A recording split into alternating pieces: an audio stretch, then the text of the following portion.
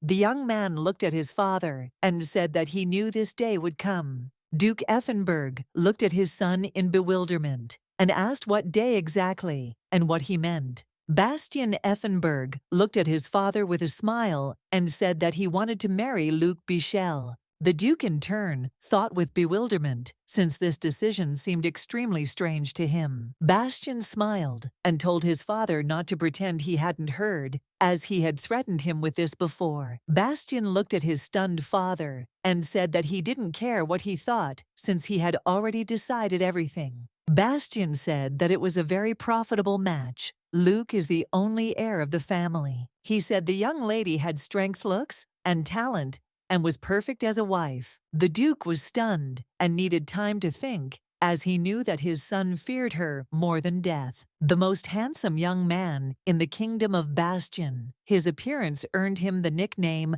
Angel. His position in society corresponded to this nickname. When the Duke learned that he had a son, he wept. After the birth, the whole house was filled with joy, because this child was the most desired, the Duke's only heir and successor. He was the Duke's treasure. But unfortunately, his upbringing was not the best. The Duke was talented, responsible, and intelligent. Everyone praised him for his noble firmness. But in front of his son, he became completely different, like cotton candy, dissolved in water. But what is even more surprising is that the Duke was the king's cousin. The young boy had literally everything from a wonderful position in society to the love of his parents. Without looking at the maid, he sighed heavily and said that the carrots were unnecessary. Bastion looked at the maid and said that he had already worn these things yesterday. He told her to find him other clothes. He told his father to change the teacher because he was annoying him. His father said that the teacher was the best of the best. The Duke knew that Luc was a renowned monster hunter. He knew that their marriage wasn't that bad. The Duke, in turn, always used the girl as a means of blackmailing his son. The most famous royal knight in the kingdom, she has no equal in magic. Everyone admired her, but she ruthlessly destroys her targets, sparing neither effort nor means. The Duke always shouted at his son that if he was capricious, he would give him to Luc. The Duke told his son that the young lady hated spoiled children like him. The Duke's words, in turn, were effective to the point of will, and the most terrible threat was the wedding. The Duke looked at his son and asked why he had missed the lesson, since that was not what the Duke had taught him. The young man sighed heavily and said that he didn't want to go there. The Duke was shocked because he knew his son was too nice, and he could not punish him. The Duke told his son that he couldn't just do whatever he wanted. The young man asked in bewilderment why, since he knew that he was the son of the Grand Duke, the king's brother. The Duke angrily told his son that despite all his privileges, he worked all day long. The Duke looked at his son and said that there would be a banquet at the royal palace that day, and he needed to accompany his mother. Bastion said he had nothing to wear. The Duke asked in shock, "What do you mean, since he had the largest wardrobe?" The knight said that the young master did not like the shoes, and for this reason he burned them all. The knight said that they had ordered black shoes, but they were not the shade the young gentleman wanted. The young man said that everyone would look at him, and the shoes were the wrong shade, and he didn't need low-quality shoes.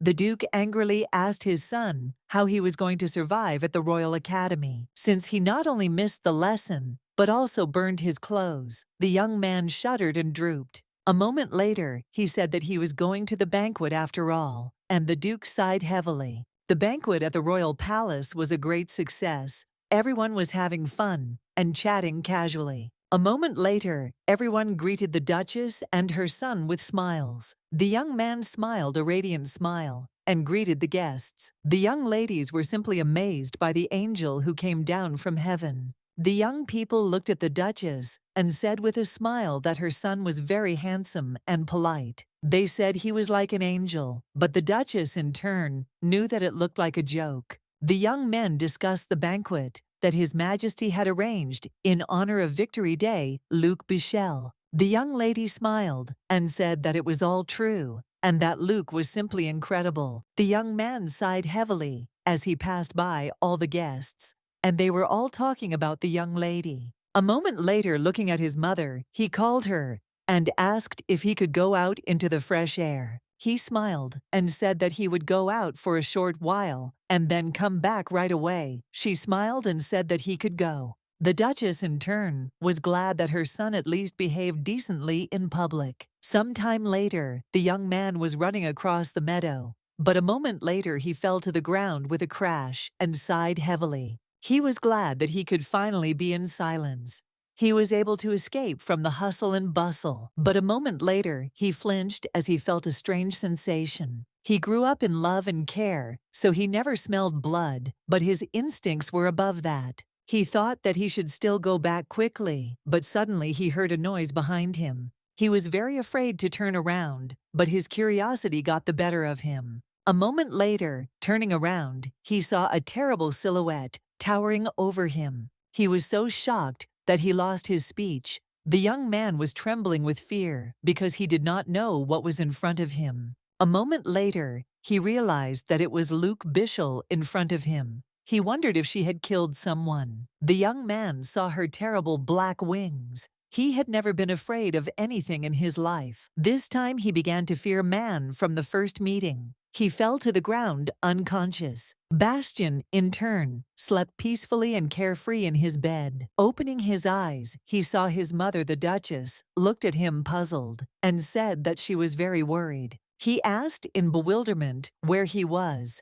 The Duchess said that he was in one of the rooms of the palace. The Duchess said he had fainted, and Luke Bishel brought him to them. The young man was shocked by what he heard. The mention of the young lady made him vomit. The Duchess was shocked, as she did not expect such a thing. She shouted for a doctor to be called. The Duchess asked the doctor if her son was all right, as he had fainted and possibly hit his head. The doctor said he was fine and mentioned Luke Bishel, and at the same time Bastion felt sick. The doctor looked at the boy and asked if he had a mental disorder. The Duchess looked at him in bewilderment. The doctor said the boy might have had a shock at some point. The Duchess said she didn't think so. The Duchess thought for a moment about the strange reaction that came after certain words. The doctor said that her boy was still weak, but still there was no need to worry, as he would take care of him. The Duchess said that the doctor need not worry, and that she would take care of her son herself. The Duchess said that her son has a difficult character and does not like strangers. The Duchess sent the doctor out and sighed heavily. She was glad that she was able to be alone with her son. The Duchess came closer to her son and told him to tell her the truth now. She came closer to him and asked if he was scared. The young man hesitated, embarrassed, and didn't know what to answer. A moment later, looking at his mother, he said that of course he was not afraid. The Duchess said that he had not yet come to his senses. She wanted to mention the young lady again, but Bastion covered his ears with his hands and told her to stop. The Duchess said she was right. Looking at her son, she asked how shocked he was. Even with his eyes closed, he saw that picture. The severed head, the sound of dripping blood did not leave the boy's head. He saw Luke's deadly, terrible eyes, and the Duchess, in turn, stroked his head tenderly. The Duchess looked tenderly at her son and said that he seemed to have met Luke. The Duchess smiled and told her son that she did not understand what was so frightening about the young lady. The young man looked at his mother angrily, but said nothing. Looking at his mother, he said that everything was not so at all. The Duchess told her son to go and say hello to Miss Bishel. The Duchess smiled and told her son that after all the young lady had brought it, so he had no need to be afraid of her. The young man was furious. He did not understand what kind of grateful greeting there could be if it was she who should apologize to him. She appeared in the royal garden in an unceasing manner, and because of her, he lost consciousness. He was sure that she must beg him on her knees for forgiveness. The young man came closer to the room. He did not want to go there, but he knew that he still had to. Before Bastion could knock on the door, Luke suddenly opened the door and looked at the boy in surprise. She looked at him in surprise and asked if he was okay, since his face had turned pale. She smiled and said that he must have been sweating from sleep. He was surprised. The young lady offered him a handkerchief with a smile. Bastion froze in surprise. He could not understand why she was behaving like this. He slapped her hand and asked why he should accept a handkerchief from someone like her. The young lady looked at him with bewilderment and shock, as she did not understand why he behaved in such a way. He pushed her away and told her to get out of the way, as he didn't have time. The young lady in turn fell to the ground with a crash. She stared after him. A moment later she asked him if he didn't want to accept the ceiling from someone like her. He flinched and froze. A moment later he turned and looked at her intently. Luke looked at him in confusion. She looked at him with her big eyes and asked what he meant when he said such a thing. Bastion stared into her violet eyes. He remembered them from last night. Looking away from her, he said that it was his mistake, and he asked her for forgiveness. Bastion picked up the handkerchief and said with a smile that he would wash it and return it. He asked what family she was from. Bastion asked the young lady what her name was. If anyone saw this spectacle, they would find it funny. The young lady looked at him and said her name was Luke Bichel. The young man looked at the young lady in shock, but a moment later he fell down in broad daylight. He fainted. The maid told the butler that he, the young master, had refused breakfast, and the butler asked what he didn't like this time. The maid said that he had not eaten anything since he visited the royal palace. She thought something had happened, but did not dare to ask. The butler thought about this for a moment. A moment later, he told the maid that they needed to go to the master. The young gentleman sat by the window and looked intently. A moment later, the butler knocked on his door. The butler greeted the gentleman and said that he had been told that he was refusing to eat. The butler asked what he didn't like. The young gentleman looked at the butler and asked if he knew Luke Bichel. Bastion said that his father told him to be friendly with her since she was a monster hunter. The butler said that not long ago, for the successful destruction of the rebellious tribes of the desert, the king granted her the title of Marquise of Lorda. Bastion sighed heavily and asked if she was really that famous. The butler said that her reputation had been growing rapidly lately. The young man asked the butler if the king's close friend was a war heroine, and the butler said that it was so. Bastion looked at him and said that he wanted to know more about her. The butler asked if he should prepare a book for the master. The young man looked at him and told him to bring him all the books about the young lady. Several years later, the Duke entered the office in a rage and called his son. The young man smiled and told his father that he would soon break down his door. He asked his father what happened. The Duke was taken aback, for his son, as always, looked dazzling. The Duke looked at his son with a keen gaze, for he knew that now was not the time to admire his beauty. The Duke said that he had received a complaint from the Marquis of Verona. The Duke looked at his son and asked what he had done again. The young man sighed heavily and asked if he really didn't know. The Duke angrily said that he knew everything. The Duke said that because of him, the Marquis's second son was walking around the streets naked, and he ran and cried, not knowing what to do. Bastion sighed heavily and said that it was not his fault that the young man did not want to give him back the money he borrowed from him. Bastion said the boy crossed the line when he asked him for money to gamble. Bastion said that he clearly remembers that the young man promised to return him 5 times more. Bastion said he just wanted his money back.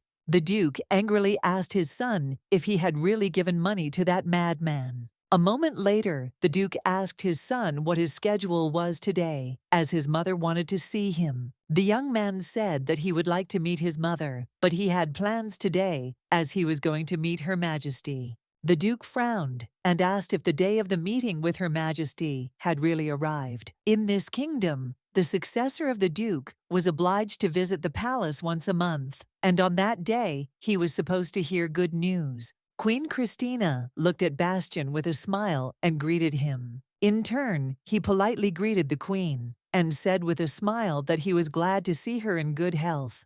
The Queen smiled and said that she was also very glad to see him. The young man, looking at the Queen, asked with a smile what she would say to this. She smiled and said that she liked his persistence, but he had become a bit quiet lately. Bastion asked if she didn't like it. The Queen said that a lion remains a lion, even if he hides his claws. He looked at her and said with a smile that she looked as if she wanted to tell him something. The queen, looking at him, said that a request had been received to marry him. The young man was dumbfounded with shock. The queen said the offer came from Bruno's family and asked if he knew Bella Bruno. The young man said, puzzled, that he knew her, but most likely it was her parents who wanted this marriage, not her. The queen said that all noble marriages were like that, since even she married because of her parents. The young man smiled and said that they must be completely out of their minds. He asked what to do if he had already taken the oath. The queen was shocked, looked at him, and asked if he was already engaged. He said he didn't say it was an engagement. The queen asked in bewilderment, since that didn't help. Then what Bastion thought for a moment. A moment later, he said it was a promise with a smile on his face. The queen looked at his radiant smile and said that she could see that he was up to something. She said that his reaction was very funny, but such an oath would be difficult to prove, and the count personally asked for it. The queen said that the count said he wanted to hear his opinion. The young man frowned and asked if his father knew about it. The queen said she had not told him about it, but Count Bruno was not a bad man, and perhaps his father already knew about it. Bastion said that it was time for him to go, and he was forced to leave her. The queen asked in bewilderment if he really had any work. Bastion gave the queen a beaming smile and said that it was very important since he was going to get married.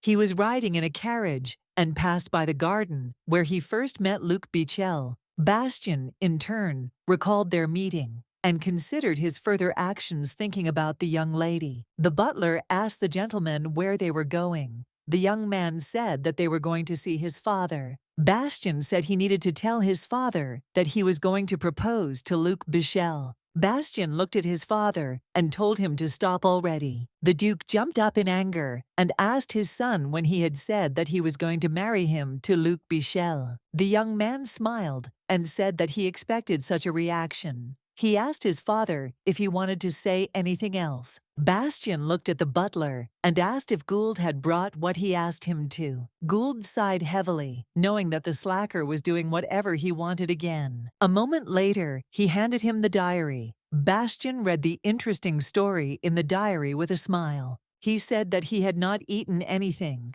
and that was because he had no appetite. But his father said that Luc ate 5 times. Duke was shocked.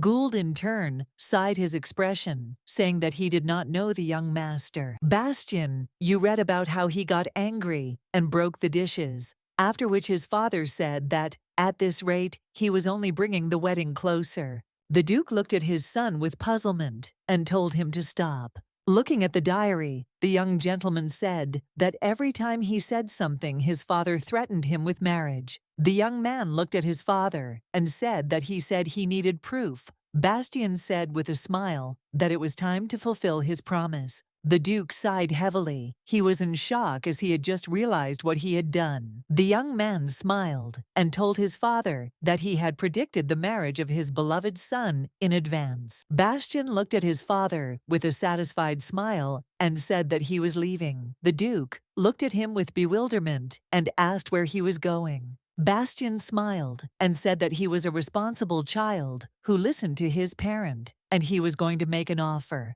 Lord, a territory located on the outskirts of the kingdom. Luc destroyed the tribe of the shaman in the northern desert. As a result, the queen granted her these lands. 12 years have passed since she became the ruler. Most of the shamans have disappeared from those places. Since the monsters they created weren't going anywhere, she continued to fight, and then rumors began to spread. Many laughed at her for being a half-breed. They thought she was unworthy of everything she received. The kingdom's strongest mage won the title on her own. Miranda looked at the lady and said that she should rest, as she already had circles under her eyes. Miranda smiled and said that the lady had brought a snack, and her favorite was milk pudding. Miranda said she should drink the tea, as the carefully selected leaves for the drink would fill her with energy. The young lady thanked her with a smile and said that they would definitely have some tea. Miranda froze in place, staring intently at her mistress. Miranda thought her mistress was very nice after all.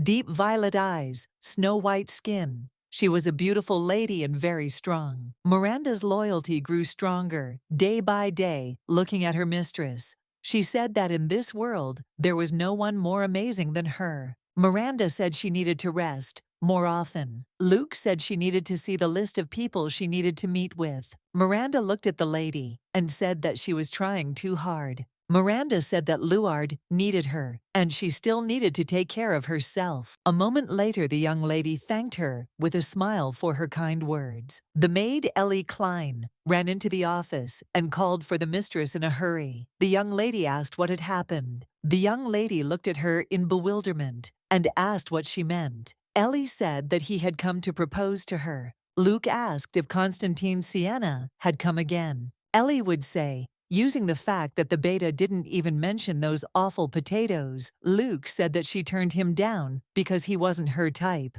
Luke asked who came to them then if it wasn't Constantine. Ellie said it was Bastion, Effenberg. Luke, you in turn were in shock. A few minutes later she asked who came. The maid asked if she had never heard of the young Duke, and the young lady said that she had. The maid said that she had never seen anyone so beautiful. She said he was a handsome blonde, with eyes like precious stones. Ellie said that he was handsome from any side you looked at him. His features were perfect, and even his voice was beautiful. The maid said with admiration that Bastion was simply like a work of art. Ellen said that she could not go and disgrace her mistress in front of such a highly respected person. The maid said that her mistress could not meet him like that. The young lady was perplexed and did not understand what had come over the maid. Luke was puzzled that they wanted to propose to her. Philippa greeted the marquise with a smile and said that she had been waiting for this day for a long time. Philippa told the marquise that she had not expected her to visit her, as she had thought that she would go straight to Bastion. The young lady asked if changing clothes now would be disrespectful. Philippa said that of course it wasn't, and she would make her shine the brightest. Philippa said that since her guest was Sir Bastion himself, that changed everything. Philippa told the maids to prepare themselves, as they had to highlight all the virtues of the young lady. A few minutes later, they were actively preparing the young lady for the meeting. The young lady called Philippa. Madame smiled and told the marquise that she was listening to her. Luke asked her if she didn't like Sir Bastion. Philippa was shaking with anger. She said that this guy was a real demon incarnate. The young lady looked at her in bewilderment. She was shocked by such a reaction. Philippa, in turn, could barely contain herself. Philippa said angrily that many years had passed. Since then, the young lady asked her to calm down. Philippa said that she once ran a good boutique in the very center of the capital, and one day the Duchess visited her and invited her to her estate. Philippa said furiously that she never imagined that her masterpiece would be treated in such a terrible way. Of course, the situation was somewhat exaggerated in Philip's perception. Philippa said furiously that she spent several weeks making that suit, and he simply burned it without even trying it on. Philippa said that if the young lady had not given her a job, she would not know what to do now. Luke smiled and told Philippa that it was all in the past and asked her to forget about it.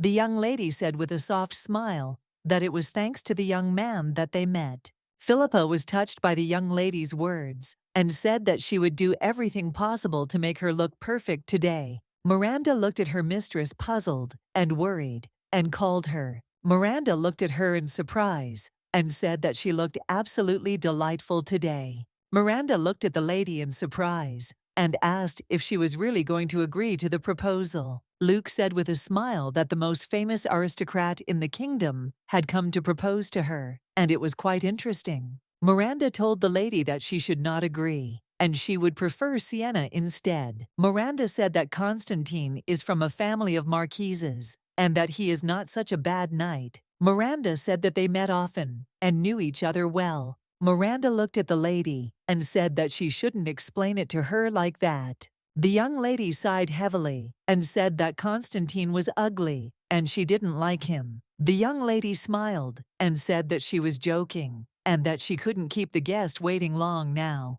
Luke, in turn, froze looking at the door. She knew that he was sitting behind it. A moment later, she plucked up her courage and entered the room. The young man looked at her and said that he had been waiting for a long time. She looked at him in bewilderment. The young lady stared at the young man, frozen in surprise. A moment later, she greeted him according to all the rules of etiquette. He sighed heavily and said that he knew what she wanted to talk about, that she shouldn't be so polite. The young lady understood that the young man had not changed at all, although she knew that now everything was a little better. She looked at him intently and said that she had been informed that he had arrived on some business. Bastion looked at her and asked if they hadn't told her what specific business he had come for. Luke looked at him as he came too suddenly, which stunned her. The young lady sighed heavily and said that she had heard about his desire to propose to her. Bastion looked at her intently and said seriously that it was all true. She looked at him in surprise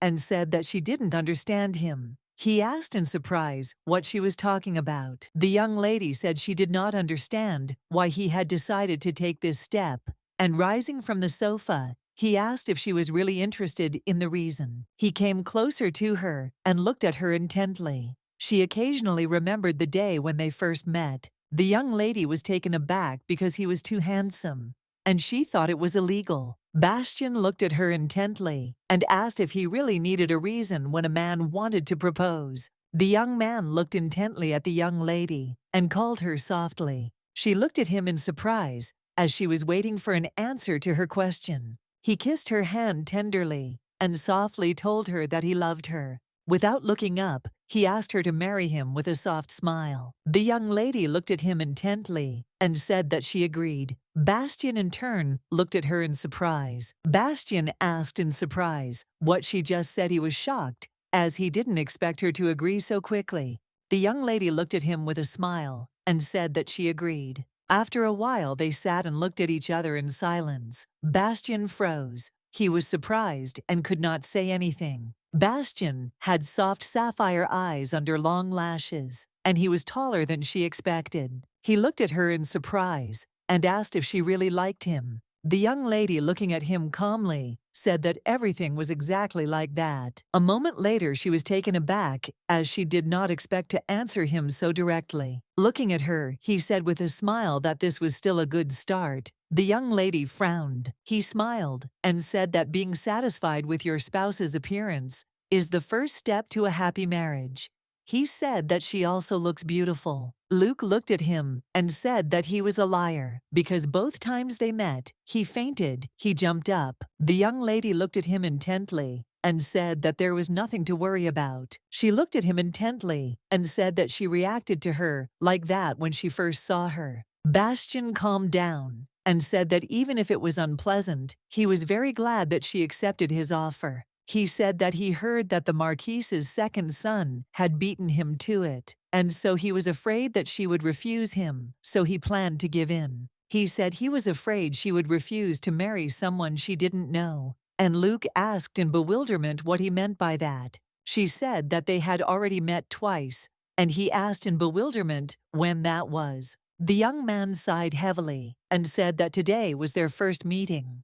The young lady asked him in bewilderment why he thought so, and he said it was because he was ashamed. She agreed with him, but she could see that his face didn't tell the truth. She asked if they could discuss the details, and also suggested that he take a walk and look around the castle. Some time later, they were leisurely strolling around the castle grounds. A gentle breeze swept around her, and she said with a smile that she hoped he was as comfortable as she was. The young man watched her intently, and a moment later he called out to her. He came closer to her and took her hand. The young lady looked at him in bewilderment. He smiled a tender smile and asked if he could kiss her. The young lady looked at him intently and refused him. Bastion was stunned by the refusal, as he did not expect such a thing. He looked at her intently and said with a smile that it meant she was not always ready to agree. Looking at the beautiful young lady, he said that he hoped they would get closer as soon as possible. Luke, in turn, knew that he was an aristocrat to the core. His nobility and appearance were everything one could only dream of.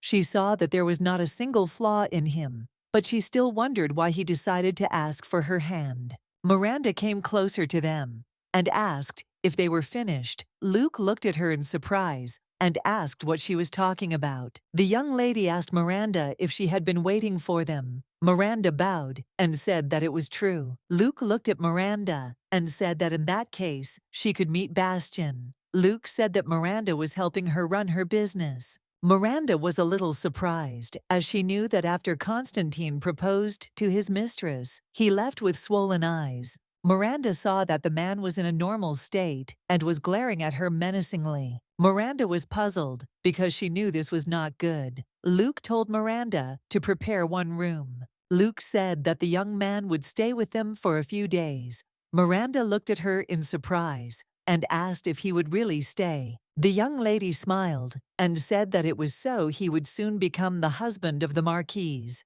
and he could not be avoided. The young man smiled and said that he was a little late in greeting. He said that his name was Bastion Effenberg. He said with a radiant smile that he was her mistress's future husband. Miranda looked at him in shock. Alice was a servant of the castle of Lord. She was responsible for cleanliness and order near the mistress. She had a very important task today. She knocked on the door and, opening it, greeted the gentleman. She smiled and introduced herself and said that she would take him to his room. She said that he could ask her anything. He looked at her intently and said that he had hopes for her, and also said that he thought he was going to die while he was waiting for her. The young lady was a little puzzled, as this was not how she had imagined him. As she walked down the corridor with him, she thought that such comments did not matter. Ellie looked sideways at the young man. She couldn't believe that he was the future owner of the house. He is not only handsome, but also tall, and he was the heir to the Eastern lands. He is the Queen's cousin, and Ellie knew that if her mistress married him, she would become a duchess.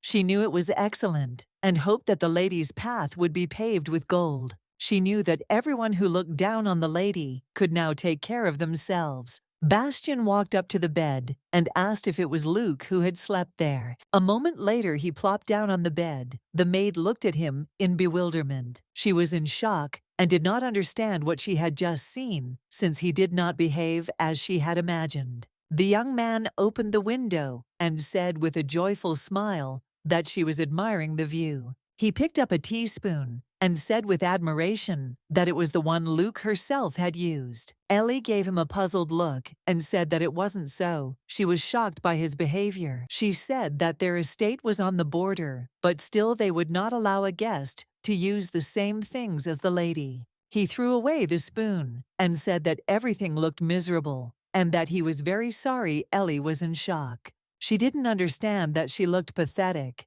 She was angry at him for saying such words. Bastion approached the maid and said that he had been told that the Marquise had earned a lot of money. He asked what it was spent on. Ellie said with a smile that her mistress was not a greedy person. She invested a lot of money in the development of Lord. He sighed heavily and said that it sounded too sweet and that one shouldn't only care about others. The maid was in shock. Her patience was bursting at the seams. She could barely contain herself. Now she realized that all she could do was admit that she'd been very wrong from the start. She knew that he could not allow him to see his mistress. She said that she could endure anything but not an insult to the mistress. He asked with a grin what she would do to him. Bastion did not see an opponent in front of him. She said furiously that she could make him disappear. She knew she could do it without any difficulty. The young man, in turn, saw bright orange eyes and pointed ears, and he wondered if she belonged to a different race. He understood that, judging by her appearance, she was a descendant of the Kurt assassin tribe, but he still knew that it didn't matter. He said it was funny. He asked her if she knew what the first thing he would do was become her mistress's husband. Ellie gritted her teeth and glared at him. She was furious and waiting for him to say something. The young man looked at her intently and said with a grin that he would appoint her as his personal servant. She was shocked because she knew she would go gray if she served him. She wanted to be fired immediately. A moment later, she fell to her knees and said she was wrong. She begged him not to do such a thing. He came closer to her and tapped her on the shoulder. Bastion said with a fierce grin that he was offering her to be friends. He asked what she thought about it. Ellie was in shock and burst into tears. She understood that she was finished. The young man smiled and said that his things were already unpacked, and now it was time for him to visit his beautiful bride. Ellie said that she was at the training ground because she had to supervise the recruits personally. The young man looked at her in surprise for a moment and frowned. He said that he couldn't skip training because it was impolite. He approached the knight and asked if there was a place from which he could see the field where they were training. The knight said that there was a place and also greeted the gentleman and introduced himself. Arthur said that the training ground was clearly visible from the second floor of the watchtower. Bastion said that he understood. Bastion called the maid and told her to follow him. Ellie obediently agreed. She was puzzled and wondered what the point was, since he had not gone to the landing but had decided to go to the tower. The knights in turn greeted Sir Ginsel with all courtesy. Arthur looked at the knights and asked what the situation was on the border now. The knight said that everything was fine and looked timidly at the young man.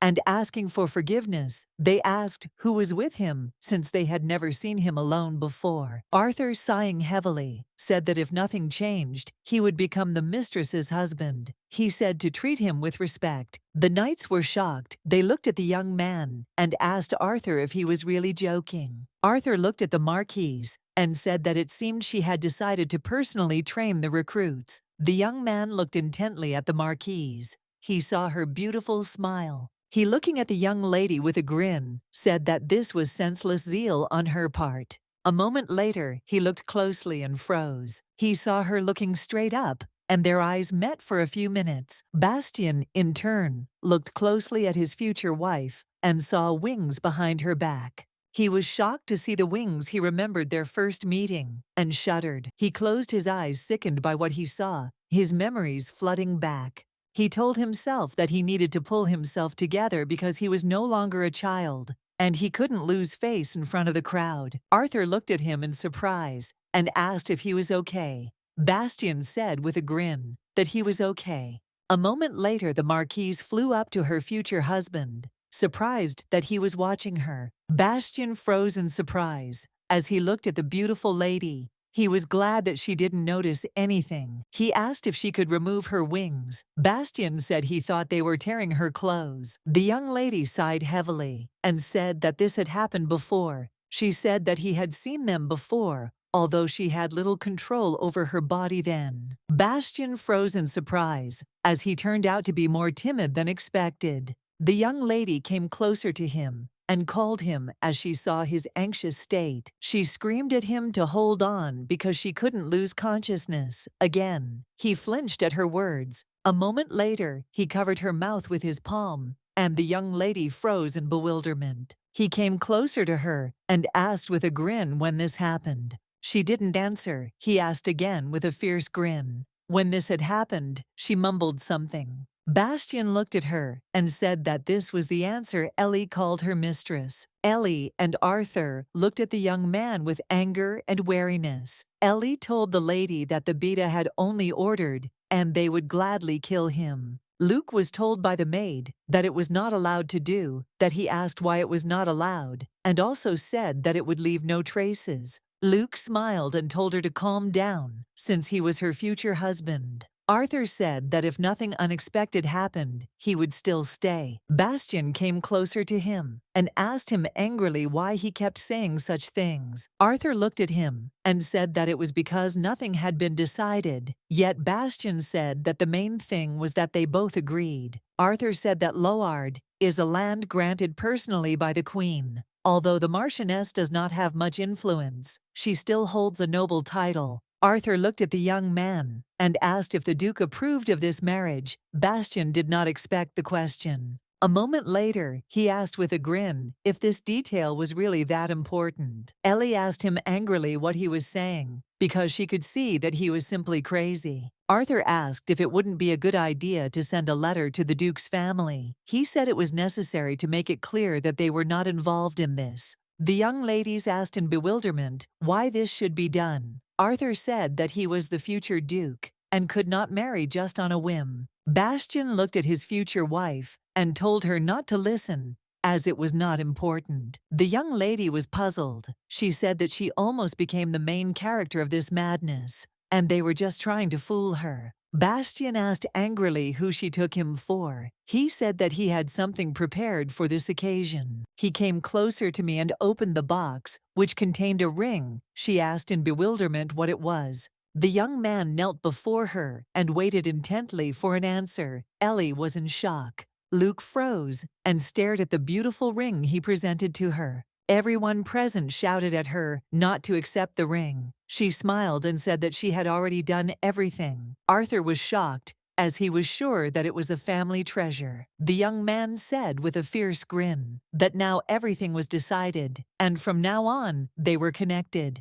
Luke looked closely at the ring and said that it didn't suit her. Somehow she asked if she could take it off. Bastion was shocked. A moment later, the Marquise heard a noise. She said that they had a guest now, but she had received no warning of his arrival. Looking at everyone present, she said that no matter what, this was a very important visitor, and he needed to be met. The young lady asked everyone present to take care of her future husband. The young man was surprised as the young lady's expression suddenly changed. He thought for a moment, because when he grabbed her, she seemed very fragile to him. He knew little about the young beautiful lady, but he wanted to learn more and talk to her more. He genuinely wanted to spend a lot of time together because he wanted to know her true nature. Ellie smiled with mischievous anticipation and said that maybe compared to his territory, their territory was the size of a palm. But even here there was something to look at. She told him to trust her, that he would not be disappointed. He sighed heavily and said in a puzzled tone that he had been waiting for this for a long time. Ellie looked at him with fury as he was annoying her. Bastion said that they could see what was on this palm. Ellen asked that, even if she called her, that could he stop? He asked what kind of building it was, since it would fall apart when touched. She said that the castle staff lived there. Bastion didn't understand how one could live in such a place. Ellie said that in the center there was a dining room next to the kitchen, and opposite was a waiting room for the staff. He said that she was interrupting him, and he could see that she was simply burning with desire to become his personal servant. She looked at him and asked what place he wanted to visit. He said with a grin that he would think about it a moment later. He said that he wanted to go to where his future wife was. Arthur said that it was simply impossible. The young man looked at him in surprise and asked if he had really been here all this time. Arthur said that the Marquis was having a reception now, and she said that she would come here as soon as her meeting was over. The young man told Arthur that his hearing was fine, and he understood everything perfectly. He said that his future wife said that he could go wherever he wanted, except for her personal territory. He said he didn't know what was meant by personal space. He asked if the living room was considered that. Arthur looked at the young man intently and asked for forgiveness for the mistake he had made. Arthur asked permission to take him wherever he wanted. Bastion quietly listened to the conversation behind the door. He asked Arthur if Bella Bruno was really there. Arthur asked with surprise how he knew that Bastion said with a grin that he was smart with his mother. Arthur approached the young man and told him to take care of his reputation. Bastion said that he would tell them. Arthur asked with bewilderment what he wanted to tell them. Bastion pressed himself closer to the door and said that he didn't have it. Ellie lines, because she knew that he truly had collected all the best in himself. Bastion caught a glimpse of their conversation. He heard a squeaky voice and realized that it was definitely Bella Bruno. Bastion walked away from the door in confusion as he heard his nenette named Lucretia. Arthur came closer to him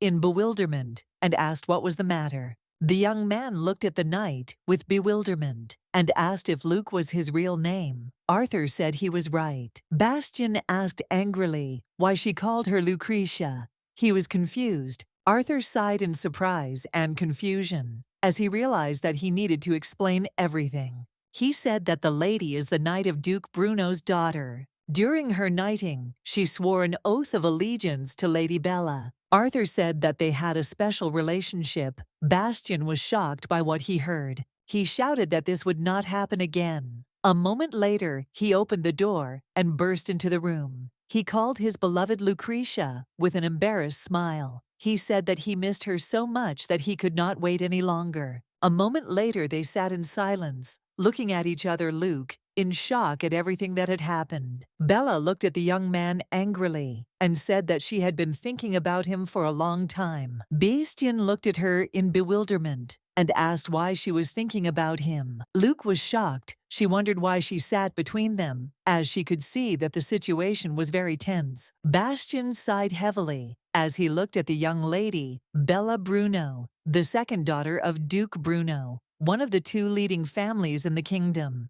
So it was obvious that his father and the Duke were on good terms. It is not surprising that they decided to bring their beloved children together, but when they thought about it, they both felt sick. Bella was furious because she knew he was a real psycho. She found out when they first met at school. She wondered if he really thought of imposing himself on her friend. Bastion, in turn, knew that the first daughter of the Bruno family had gone to study in the Empire. The third had become a nun and had told him not to look for her. He wondered why this particular one was sitting in front of him. Now did she really want to marry him? The young man looked at her and said with a grin that it was time for her to disappear. He said that if she disappeared now, then he would forgive her everything in memory of their useless friendship. She jumped up in anger and asked if he was really crazy. She asked if he really wanted to marry Lucretia. Bastion looked at her with a grin and said that everything was right. Bella said furiously that he would just talk nonsense. She could not allow her beloved Lucretia to marry him.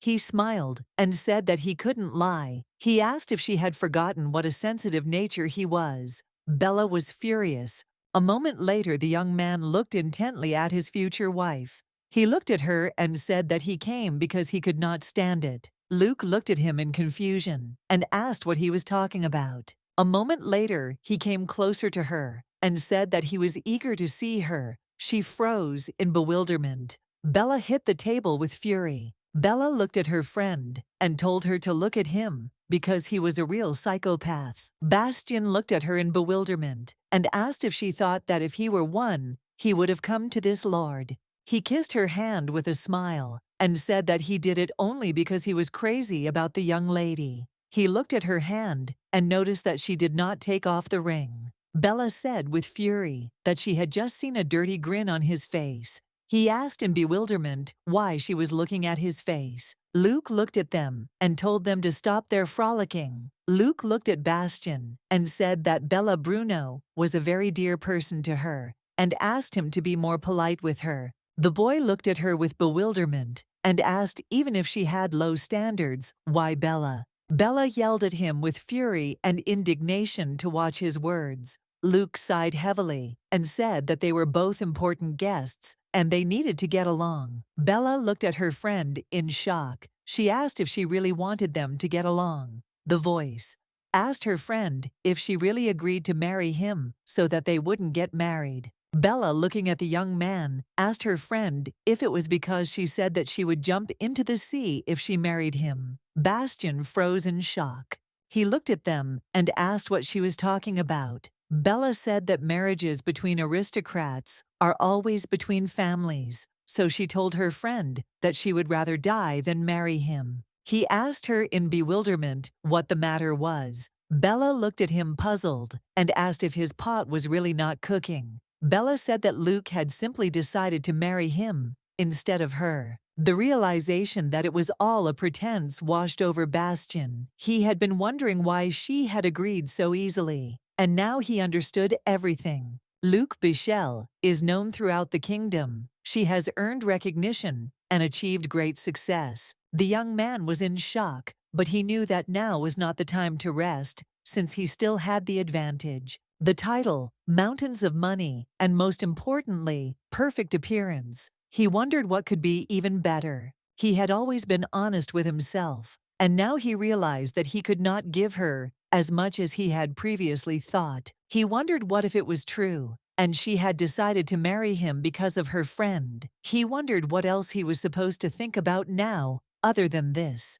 He knew that he still had to marry her. The young lady looked at one of those present and said that everything was not so at all. Bella said furiously that she wasn't interested in marriage. She said that Luke had rejected the offer of Constantine, with whom she was so close. Luke shouted that friendship was not a reason for marriage, since he was a friend to her. A moment later, she sighed heavily and said that she had a perfect example of this. Before her eyes, the young people looked at each other. Bastion and Bella couldn't stand each other. They wanted to tear each other to pieces. The young lady looked at them and asked that if friendship was a good reason, then wouldn't Bella be the best candidate for him? After all, she is his closest friend. Bella froze in confusion when less than a minute later, she said that she hadn't thought of it right away. A moment later, frowning, she asked why Luke didn't marry her. Bastion was shocked by such a question. He looked at his friend and asked what she was even talking about. Bella looked at her friend and said with a smile that she would take care of her better than anyone. Bella said that she was superior to him in everything. Bastion looked at her and told her to stop. He also asked what kind of nonsense she was talking about. He asked with a grin how she was better than him, since he knew that no one could surpass him. Bastion asked family appearance, wealth. In what exactly is she superior to him? The young lady said with a smirk that she didn't know about all of this that he listed, but as a person she was clearly better than him. Luke knew there was no arguing with that, and her friend made some ironclad arguments. Luke said that although that was true, they couldn't do something like that. She looked at her friend and thanked her for such wonderful offers, but she still had to refuse. Bella asked in surprise why she refused. Luke said she had this weird dream of marrying a handsome man. She told her friend she was missing the first point. Bella was surprised to hear she wasn't that ugly. Luke said that on the second point, she still wants to give birth to one son and 2 daughters, and this is her second dream. Bella said that she can just adopt them. Luke said that this will not happen. Bastion looked at his bride in surprise and asked if she really loved children. Bastion said with a smile that she should not worry, even if it was 3 or 4. He was completely confident in himself, and he was ready right now, since he had already said that he was confident not only in his beautiful appearance, but also in his strength. Bella shouted furiously that this was not possible. She said that her friend could choose anyone, and even Constantine was better than him. Bastion angrily asked Bella how she dared compare him to some Constantine, and even offer Constantine to his beloved Lucretia. Luke called Bastion and said she wanted to talk about the words he added to her name. He looked at her in bewilderment and asked if she was talking about his beloved Lucretia. She looked away from him and said that when she heard words like that, it made her a little embarrassed. Bastion froze in bewilderment, but inside he was burning with embarrassment and was ready to explode. He was shocked and couldn't believe that she was embarrassed. The best magician in the whole kingdom, the queen's best knight, she could be called many things, but there was no word that could describe how sweet she was now. Bella looked at Bastion with fury and his embarrassed face and asked what was wrong with him. He was in shock as he blushed deeply. Bella asked him furiously if he really loved Lucrece. Luke, looking at the young man, said that she wanted to ask about it. Bastion looked at her with bewilderment and asked what she wanted to know. Luke, what he had said earlier, that he loved her. He looked at her and with a radiant smile said that he loved her even more than she thought. She looked at him in bewilderment and asked why. He said he fell in love with her at first sight. She looked at him and said he would tell others that because she knew he almost kicked the bucket at first sight. He sighed heavily and said that it was then and a long time ago. He said it was because he liked her too much. A moment later, the room was dead silent. No one said a word. Bella screamed furiously at him to stop talking. She knew this couldn't be allowed. Bella looked at her friend and said that she was the best one to marry him. She told her friend not to worry about anything,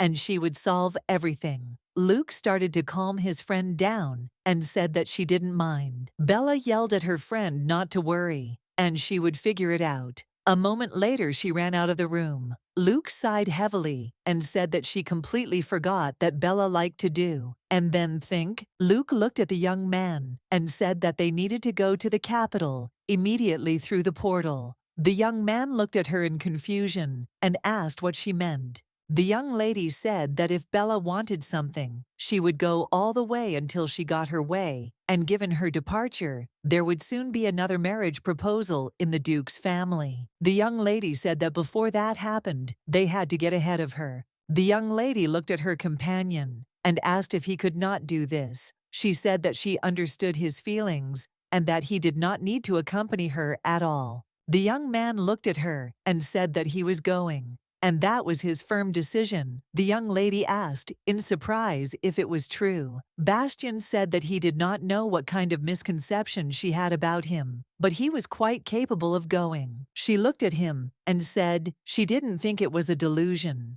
A moment later he said with confidence that they should go approaching the portal. He froze. He asked how it worked. The young lady said that for this, she needed my magic. She asked him to turn away for 1 minute. The young man froze, and suddenly he heard the rustle of wings. He froze and looked away. The young man was furious because his body had gained weight on its own. He was in shock and didn't understand why this was happening without his will. He wondered why he couldn't just open his eyes and look at her. The young lady looked at him and told him to follow her. She said it wouldn't be long, so he had to try not to open his eyes. So much time had passed, but nothing had changed. She picked him up in her arms, and they rushed into the portal. The knight approached the Duke and said that he had visitors. The Duke looked at him in bewilderment. The Duke looked at the knight and asked what visitors he was talking about. The knight in turn hesitated, but a moment later said that the young master and Luke Bichel had arrived to see the Duke.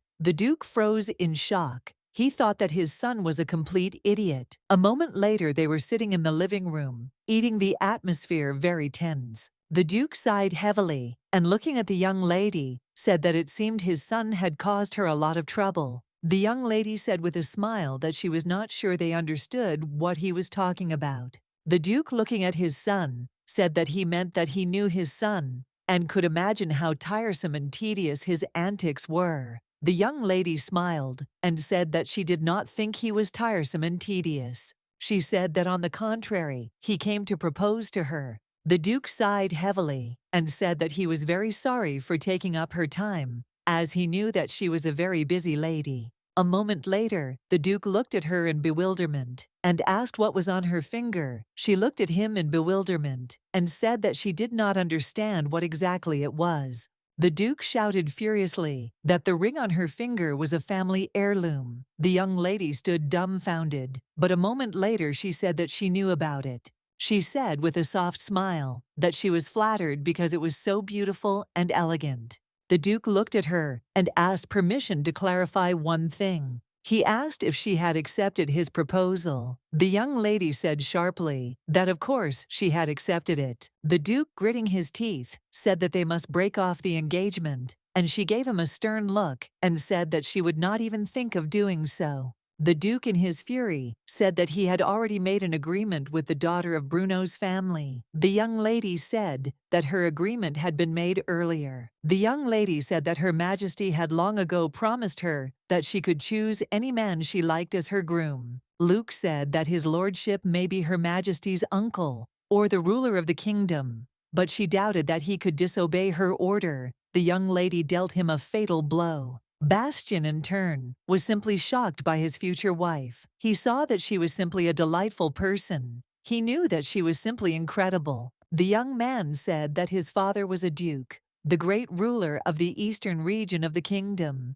but he valued anyone's honor very much, so there was no need to worry about it. What in turn froze in shock. He could not believe that his own son was doing this to him. The Duke looked at the Marquise and asked her to refuse this offer. He said that if she wanted, he could offer her a much better marriage. He asked her what about Constantine of Siena. Bastion asked his father how he could compare this beast Constantine with him. He said that he was disappointed in his sense of beauty. The Duke angrily asked whom he called a beast. The Duke told his son that all he had was his good looks. The Duke said he was ashamed of his son. The young man asked his father if he hadn't given him his beautiful face. He said it was impossible to talk to him. The young lady was shocked. The lady looked at the Duke and asked if he was against this marriage because his son had bad qualities as a ruler. She asked if there was another reason. He looked at her in surprise, as he did not understand what she was talking about. She asked, sighing heavily, if he really objected, because she was of mixed blood. The Duke shouted angrily that this was not entirely true. He said that in fact Bruno's family was descended from the Carpane family. Luke looked at him in bewilderment and asked why he was against their marriage. He said that he was ashamed to talk about it, but it hurt him to realize that he lived with his son and his terrible character. The Duke said that his son was about to leave the kingdom. He said that his son was a poor man, abandoned by his wife. A moment later, there was silence in the room. The young people looked at the Duke in surprise and bewilderment. The Duke said, with tears in his eyes, that he had raised his beloved boy incorrectly. The Duke said that eventually she would get tired of his pretty face.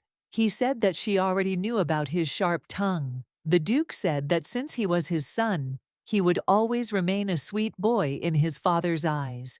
But he didn't expect others to feel the same way. The young lady said with a pleasant smile that she found him cute too. The Duke, in turn, was very glad that she said such words. But a moment later he sank. He said that it was not easy, and if she got tired of him and decided to leave the kingdom, then it would be a strong blow to their pride. The young lady looked at him intently and said that they would leave him and that he had nothing to worry about after all. Bastion was embarrassed by her words, and even more embarrassed by the fact that she took his hand and looked at him tenderly. The Duke looked at her intently. He was very surprised and said that he never thought he would hear such words, since they had already decided when their wedding would take place. She said that he personally wanted it to happen as soon as possible. The Duke looked at his son with a gray expression and told him to hold his horses, since his opinion did not matter here. Bastion beamed with happiness when he received his father's approval.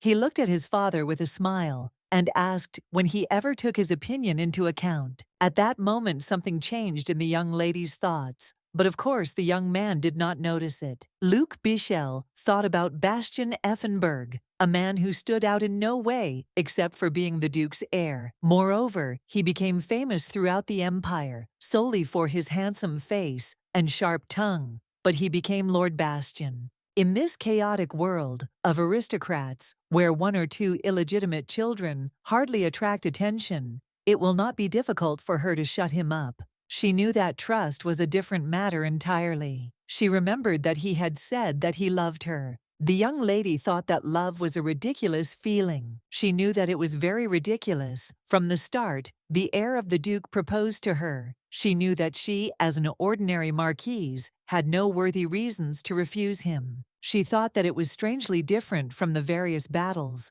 It all amused her a little. The Duke looked at her and said that since they were already here, they could meet his wife. The young lady asked if he wanted her to meet the Duchess. The Duke said that he did, and she would be arriving at the estate shortly. The Duke said that until then his son could introduce her to the palace. The young lady smiled timidly and said that she was a little nervous because it was her first time in their palace.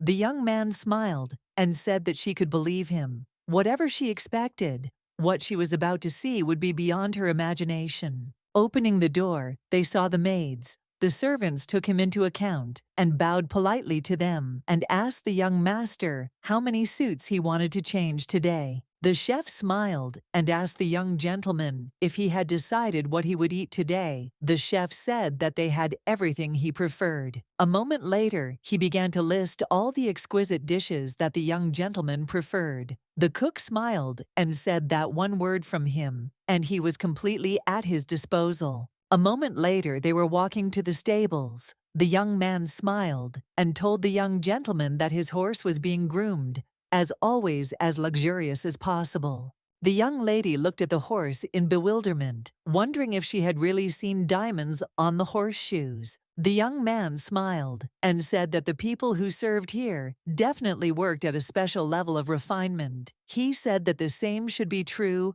with Luard, and he would do everything to achieve this. The young lady was surprised that he wanted to make her house look like his own. She knew that the place was absolutely nothing like this. She has a butler who listens only to her Ellie, who will do everything to prevent Bastion from bowing down. She had Philippa under her command. Luke knew she had to make sure they never clashed, and she also had a respectable earl's heir under her command. The young lady wondered if he would be able to control them. He looked at her with confusion and asked why she was looking at him like she didn't trust him. She smiled and said that she was just looking forward to seeing him in action. He smiled and said that he was in a good mood now, so he would pretend that he had not heard what she said. He thought for a moment and said that this is what he wanted to achieve.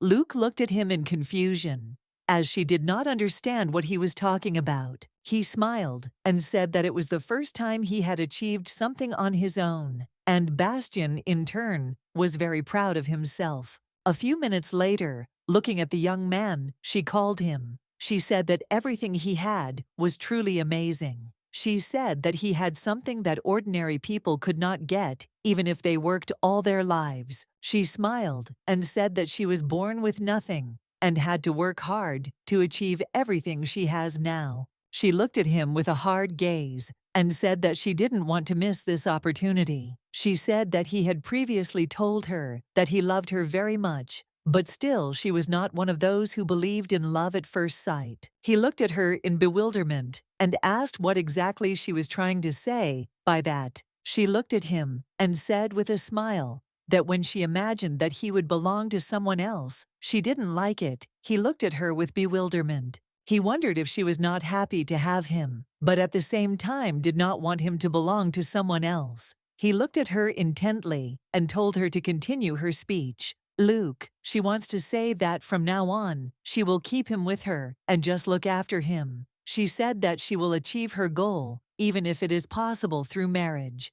He looked at her in surprise and asked what will happen next. The young lady froze in bewilderment, sighing heavily. She said that she had not thought it through that well. He asked what she meant by keeping an eye on him. Bastion was a little stunned and asked how that was possible. He shouted that he was the most handsome man in this kingdom. He said that his looks are all he has after all, which is why he puts a lot of effort into maintaining them. He asked if she didn't like his face or if his body wasn't attractive enough. He asked if his voice was too disgusting. To her, she was shocked and said that it wasn't what he thought. She wanted to get away from him as soon as possible. Bastion looked at her with a sharp gaze and asked her to change her decision about protecting him as soon as possible. He looked at her and said seriously that he was definitely not going to just babysit her. Bastion came very close to her. The young lady was shocked. She froze in place, not even moving.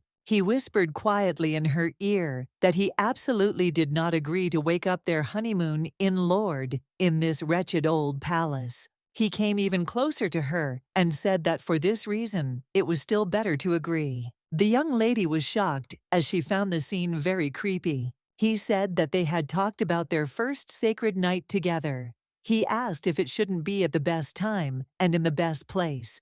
He smiled and told her not to worry about it, as all she needed was to be with him. The young lady was shocked because for a minute she even forgot what kind of guy he really was. She even wanted to open her beautiful and magical wings to shut him up. The Duchess came closer to them and said that at last she had found them. She asked for forgiveness for keeping them waiting. The Duchess smiled and said that if she had known that they were coming to visit, she would have greeted the guests properly. The Duchess came closer to the Marquise and said with a smile that they had not seen each other for a long time. She said that although if you think about it, they had not met since that very day. The Duchess asked, as she wished the young man was shocked since his mother mentioned that day. The young lady bowed and greeted the Duchess. She said that it had indeed been a long time. Luke told the Duchess that she hoped she had been in good health all this time. The Duchess smiled and told the young lady that she was very well trained in manners. The Duchess said with a smile that she heard that she accepted her son's proposal. Luke smiled and said that it was so. The Duchess looked at the young lady in bewilderment and asked why she did it. The Duchess asked her if this was really what she wanted. The Duchess asked if her son was blackmailing her. Somehow Bastion was shocked by his own mother's words. Luke said with a smile that she just couldn't refuse when she saw him. The Duchess was shocked. Bastion looked at his mother with confusion and asked why she was so worried about the young lady. The Duchess said that in any case, she could imagine how difficult the journey to them was, and said that they must have been very tired. The Duchess suggested that they stay for a couple of days. Luke said that they arrived via a portal. Luke looked at the Duchess and said that, unfortunately, she could not be away from her lands for too long, so she planned to return soon. The Duchess sighed heavily and said that they still could not detain such a busy man. The Duchess looked at the young lady and asked why the two of them shouldn't get married since they were already here. The young lady looked at the Duchess in bewilderment, as she did not understand what she had said at all. When she first looked at the Duchess, she had a feeling of déjà vu. But now, she thought that it could be, and now everything became clear to her. Her fiancé was completely similar to his mother.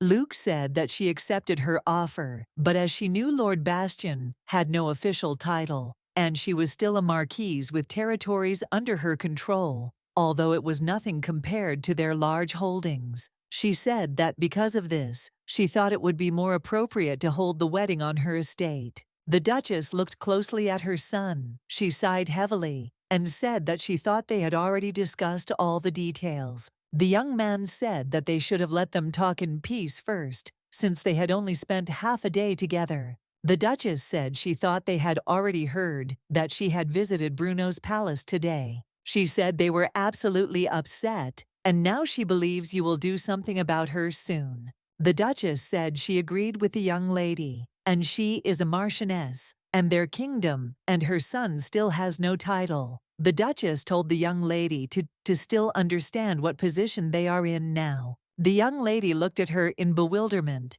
and asked what she was talking about. The Duchess said that she knew that her son was mediocre, but he is also the Queen's only cousin. Milady knew that given how powerful their family was, they would have a huge number of guests, and it would be quite problematic to accommodate all of them in Lorda.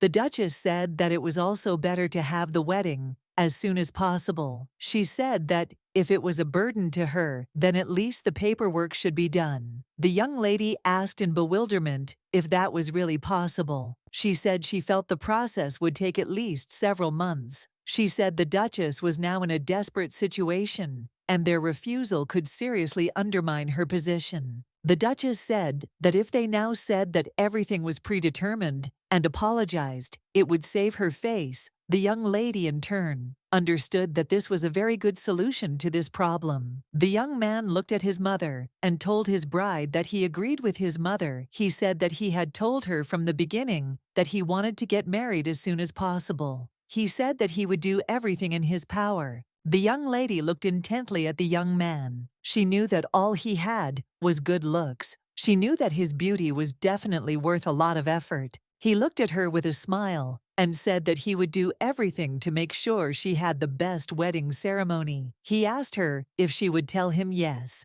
The young lady was confused. Looking at the young man, she lost her common sense. A moment later, looking at him, she said with a smile that she agreed he shone brighter than the sun. Looking away from him, she said that of course they would return to her estate immediately after the ceremony. The Duchess said that was wonderful, and now they had decided everything. The Duchess said that for the convenience of the young lady, it was necessary for someone from her native land to come here. She said that although they were doing everything in a hurry, a wedding was a very important event. She asked the young lady's permission to take care of the rest. The young lady thanked the Duchess with a smile. The Duchess smiled and said that her name was Hildegard, but she could just call her Hilda. Bastion looked at his mother and asked her with a smile not to invite many guests, since they would still have a second ceremony at the Marquise's estate. He came closer to his bride and said with a smile that this would be their real wedding. He asked with a smile if she was sure she wouldn't regret the first ceremony. She smiled and asked him to just give her 3 days. Miranda sighed heavily and said that Philippa was currently crying at the explosion. Ellie said it was no surprise, as her dream of having her wedding dress made for her was completely destroyed. And she asked the lady how she could have made such a decision on her own. She said that she didn't like him from the beginning. The young lady thanked her with a smile for opening the portal. Ellie frowned and said that there was nothing she could do about it, since magic was needed to open the portal. She said that everything was fine, and she wanted to wish her something. A moment later, Bastion slammed the door open, and everyone stared at him in confusion. A moment later, he entered the room and said that he had barely found them. As he approached the table, he saw a lizard eating grapes.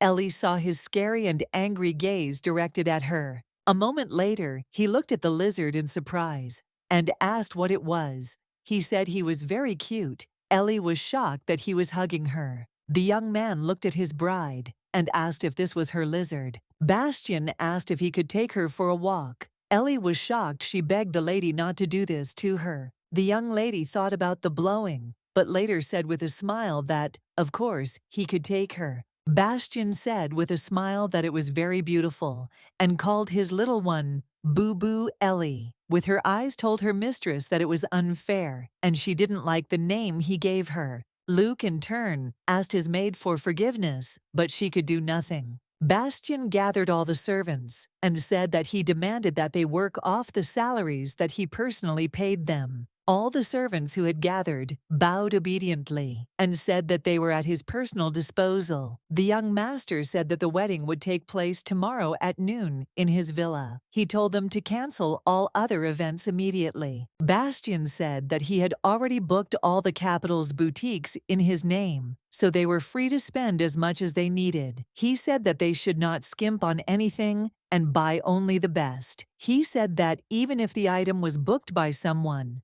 if it fits, then you need to buy it. Bastion looked at everyone present with a malicious grin and told them to remember that if the bills and checks differed by even a penny, they would all feel his wrath. All the servants looked at him with puzzlement, as they already knew. The butler looked at the young master and asked if he could find out who the young master would marry. Bastion, with a satisfied smile, said that it was a good question. He said yes, who he would marry was his ideal match, Luke Bichel. All the servants present were shocked and asked if he really meant that very same marquise. Bastion looked at them and asked with anger why he had no right to marry her. He asked if there was anyone else who was worthy of him. All the servants began to whisper. They wondered if he really thought he was worthy of her. What were you talking about? She probably owed someone, but still they didn't understand what the point was for her to marry him. They said that she killed demons, protected the borders. She needed to defeat the sharp tongues of the empire. They said that, in that case, God simply does not exist. The young master was very angry. He angrily hit the back of the chair. The servants trembled with fear.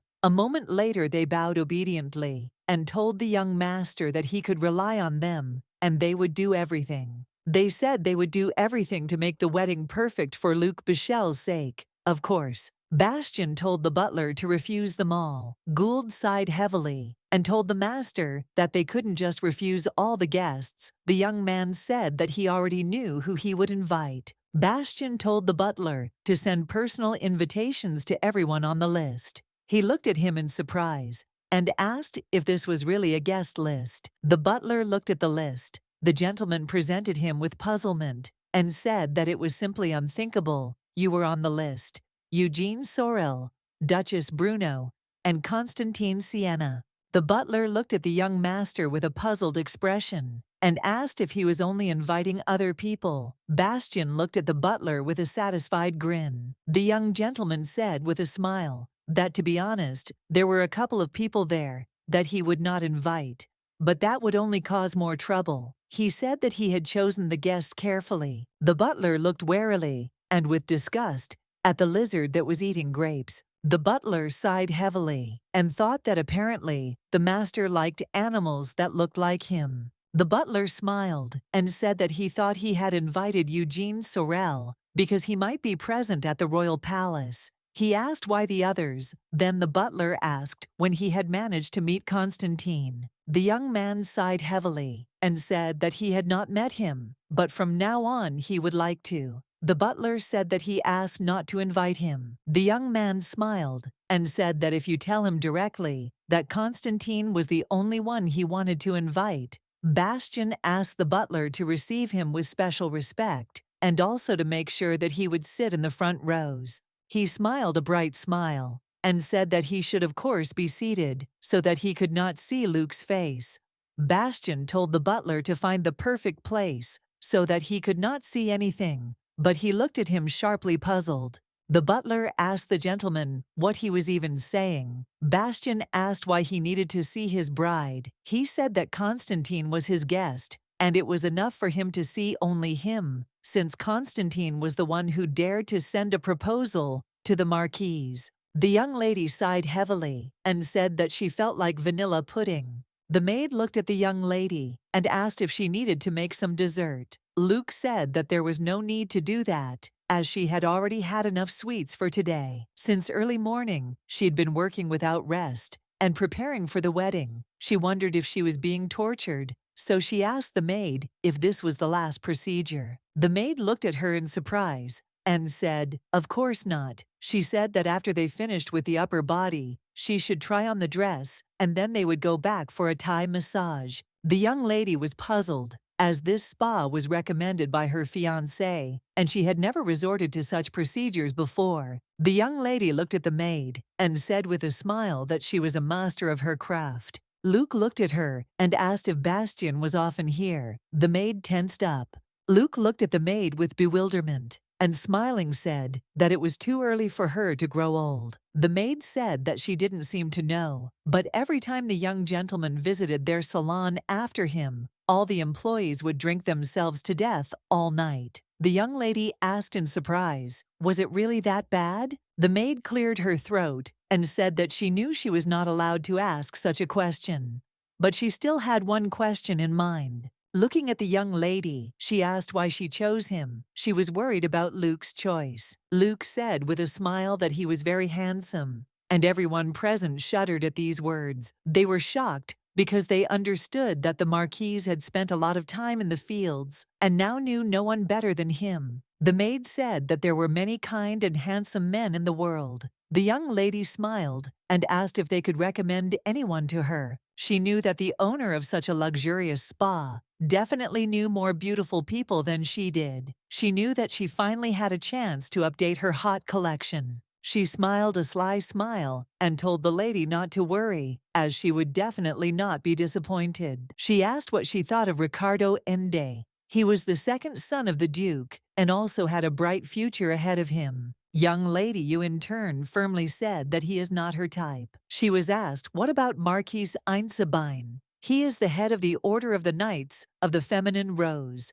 The young lady refused. The maid said she had no other choice. She asked where her list was. A moment later, she began to show all the men on her list, but the young lady flatly refused all of them. Luke said with a smile that as she saw there really were no more handsome men in the kingdom, she smiled and said that it seemed like she had no other choice. The madam was shocked as she understood that the young duke had found his other half after all. Some time later, they nevertheless congratulated her on the upcoming ceremony. The young lady thanked them for such a pleasant reception and said that next time she would visit them with her husband. The next morning on the wedding day, the young lady stood on the porch deep in thought. Bastion noticed his bride and decided to approach her closer. He looked at her intently and called out. The young lady started, as she did not expect him to come to her. But a moment later he came up to her with a changed expression.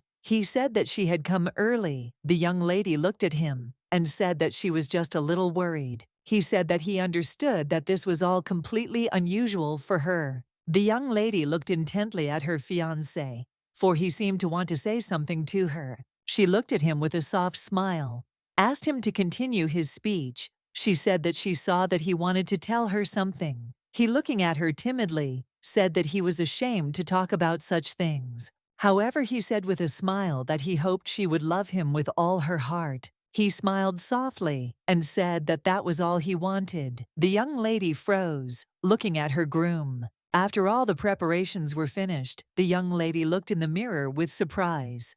The cats looked at her with surprise and said that she was simply beautiful. She said with surprise that now she understood why girls were so enthusiastic about wedding makeup. She said that, as she thought money decides a lot, the maid smiled and said that she was just a wonderful model, and they simply could not get another result. The young lady said that the makeup was very nice, but she couldn't stop thinking about the amount of clothes she was wearing. The maid smiled and told my lady not to worry, as she was sure that the Lord was going through the same thing at the moment. The young lady smiled and said that it made her a little happy, now that she was thinking about what he had told her earlier. She remembered him looking at her and smiling softly, as he said that he wanted her to love him. He said that was all he wanted. The young lady was confused and did not know what he meant when he said such words to her. A moment later, the maid told my lady that she had a guest. The young lady looked at the maid in bewilderment, as she was not expecting anyone. The maid looked at her and said that Lord Constantine Siena had come to see her. The young lady was confused, as she had not invited him. She hoped that he had not come to make a scandal. The maid smiled and said that he would like to see her, and also asked what her decision was on this matter. The young lady sighed heavily. She wanted to talk to him later, alone, after everything was settled. She didn't think anything could happen after she refused his offer. She sighed heavily and told the maid to call him. The young lady looked at Constantine and with a smile told him just not to fall in love with her. Constantine looked at her with embarrassment, as his heart was ready to jump out of his chest. He looked at her in surprise and asked who she was. Luke smiled and said that she was not in the mood for such jokes. He smiled and asked if maybe he should be the one saying that he said that he had no idea that she had such a strange taste in men. The young lady looked at him with annoyance and said with a smile that they just had to respect each other's preferences. He said with fury that even if it was her preference, there had to be a reason. Constantine said that he would understand if she chose someone else. He asked with bewilderment why of all the men it was him. The young lady was shocked by such a statement. She looked at him with fury and said that it was none of his business. She did not understand why she had to justify herself to him now. He looked at her and asked with a grin who she thought had invited him. Constantine said that this arrogant goat sent him a personal invitation, that he was looking forward to seeing him at the wedding. He hoped that Constantine would come. Constantine shouted with fury that it was obvious that he was mocking him. The young lady shouted angrily that he should not have come to the celebration. She said that he himself decided to respond to this provocation. She asked why he was shouting at her now. He shouted angrily for her to wake up already, as she had been fooled. The young lady froze. She asked if he was serious. A moment later, Bastion entered the room and asked who gave him the right to yell at his bride. The young men looked at him in bewilderment. Bastion said with a grin that Constantine was a guest, so he had to behave appropriately. Constantine said with a grin that he was just talking to his girlfriend. Before her ceremony, looking at Bastion, he asked what was wrong. Bastion asked with a smirk if guys who were rejected were now called friends. He said he didn't know the world had changed so much. He said that he invited him out of politeness, and in response to his behavior, he said that it was not a very polite thing to do. Bastion said that for this reason he was abandoned.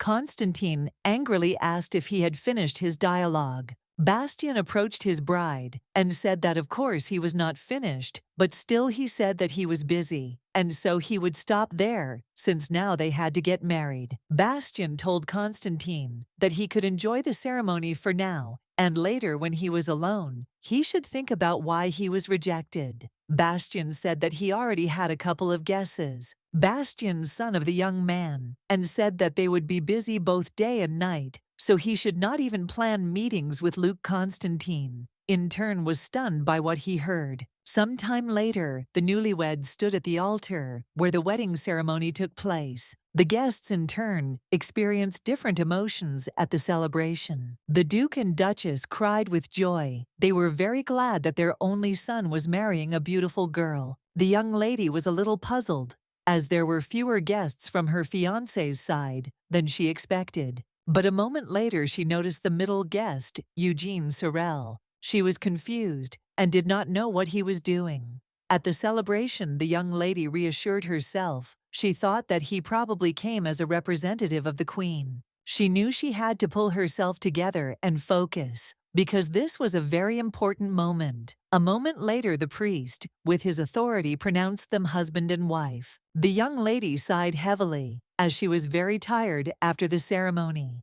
They spent ages greeting various guests. She felt very uncomfortable. She said that if all weddings were like this, then she didn't want to have another one. Bastion looked at her with a sharp gaze and said with a smile that it was a very wise decision. He said that she could just stay with him, and he would guarantee her peace and happiness. He said that they would love each other until the end of their lives. He looked at her and asked if she wanted to sleep already. The young lady looked at him in bewilderment and said that it was not that easy. She was very tired. Bastion looked closely at the young lady and asked if she would give him her consent. The young man looked at his wife with embarrassment. He didn't know how to start the conversation. A moment later, he said he knew she didn't like him. Bastion looked at him in surprise and said with a smile that he wasn't so terrible after all. Bastion smiled and kissed her tenderly. She shuddered in surprise. He whispered to her tenderly that if she knew what he was thinking about now, she would have a different opinion of him. He said that he understood that he had not earned her trust, but it was very important for him to say this. He said with a gentle smile that he loved her and said it sincerely.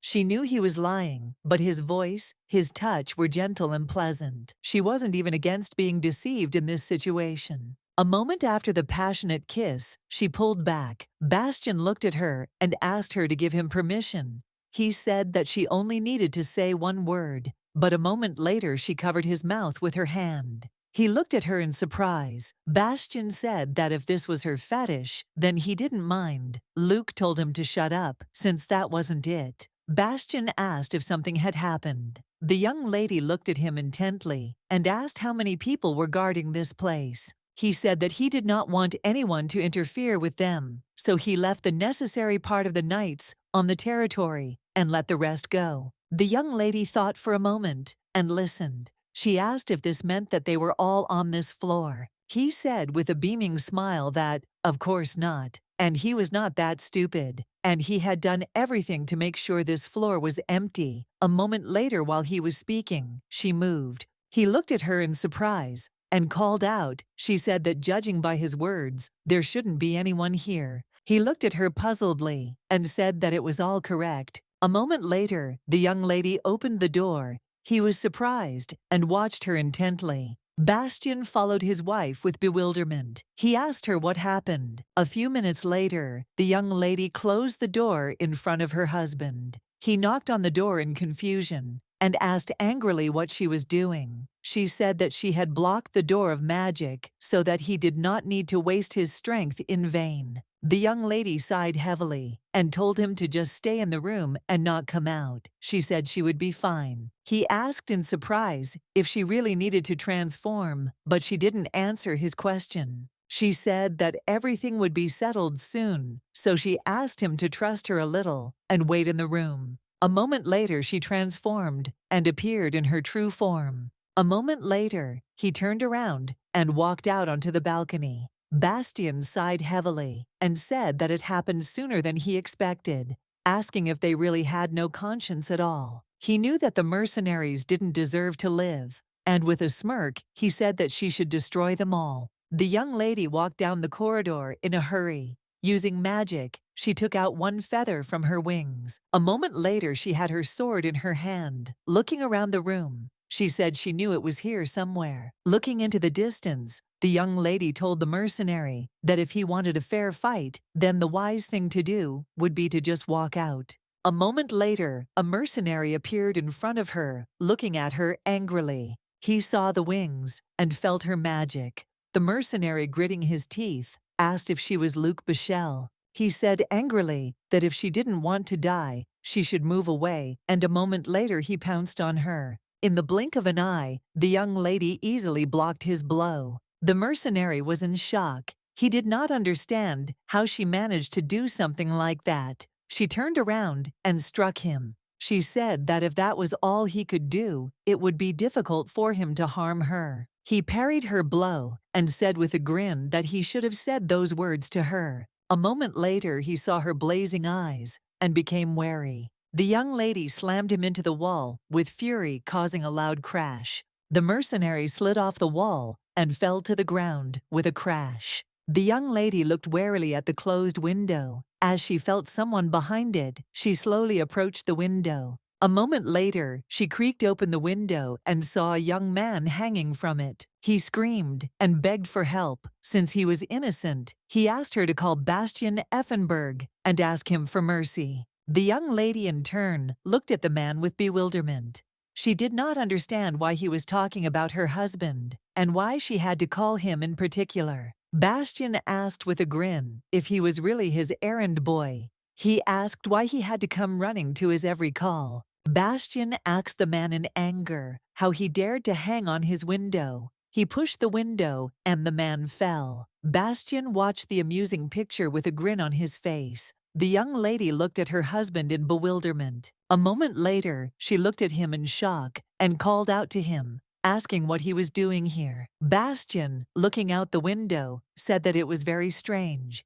He was confused since there was no sound of a fall. He said that it looked like the man fell on a tree. Luke looked at him in bewilderment and asked how he managed to get out of the room. He said that a cute little lizard came and opened the door for him, and for that, he gave her 2 delicious plums. Luke was shocked, as she only now realized that her maid was in the other room. Bastion looked out of the window again and asked why there was no noise downstairs. The young man was scared and did not understand what was happening at all. He asked with tears in his eyes why he was now floating in the air. Bastion was confused, as he didn't know who it was at first, but after looking closer, he saw that it was Veron. He looked at his wife and said that it looked like she used her magic. Bastion looked at her and said that she could tie him up well, or just slam him into the wall. He asked if she really wanted to do something different with him. Luke looked at him in surprise and told him not to tell her what to do. Bastion looked at her with a soft gaze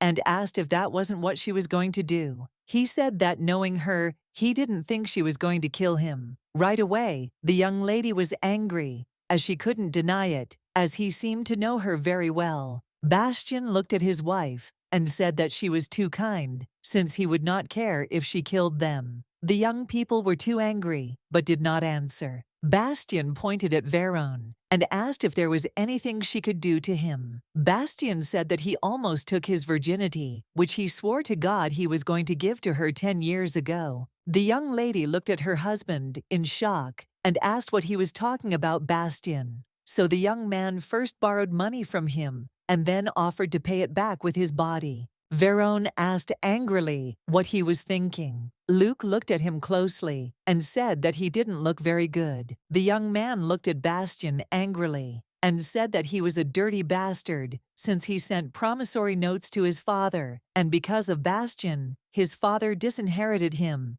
including lands and jewelry. Veron said that his father had even deprived him of the mansion that he had promised to give. Bastion looked at the young man and with a grin told him not to be a fool. Bastion, if he had sold at least half of his property, would have easily covered his debts, but a moment later he stopped as he looked at his wife, who was burning with anger. Luke came closer to the young man and asked if this was the reason he had entered the estate and was going to kill her husband. Veron looked at the young lady in surprise and asked what she was talking about. She asked if he had not sent the killer. She said that if he had killed the creditor, he would not have had to repay the debts. The young man asked angrily what she was saying. He asked if she really thought he was going to kill Bastion, who by coincidence was the queen's only cousin. The young man said that he had come only to ask if he could repay the debt in installments. When he learned that Bastion had returned from Luard, he had made an appointment for an audience at his residence, but he had been told that he would spend some time in his villa, so he had rushed here. Bastion asked in bewilderment why he needed to climb through the window. The young man said that Bastion's men had closed all the doors to the estate, and he simply had no other choice.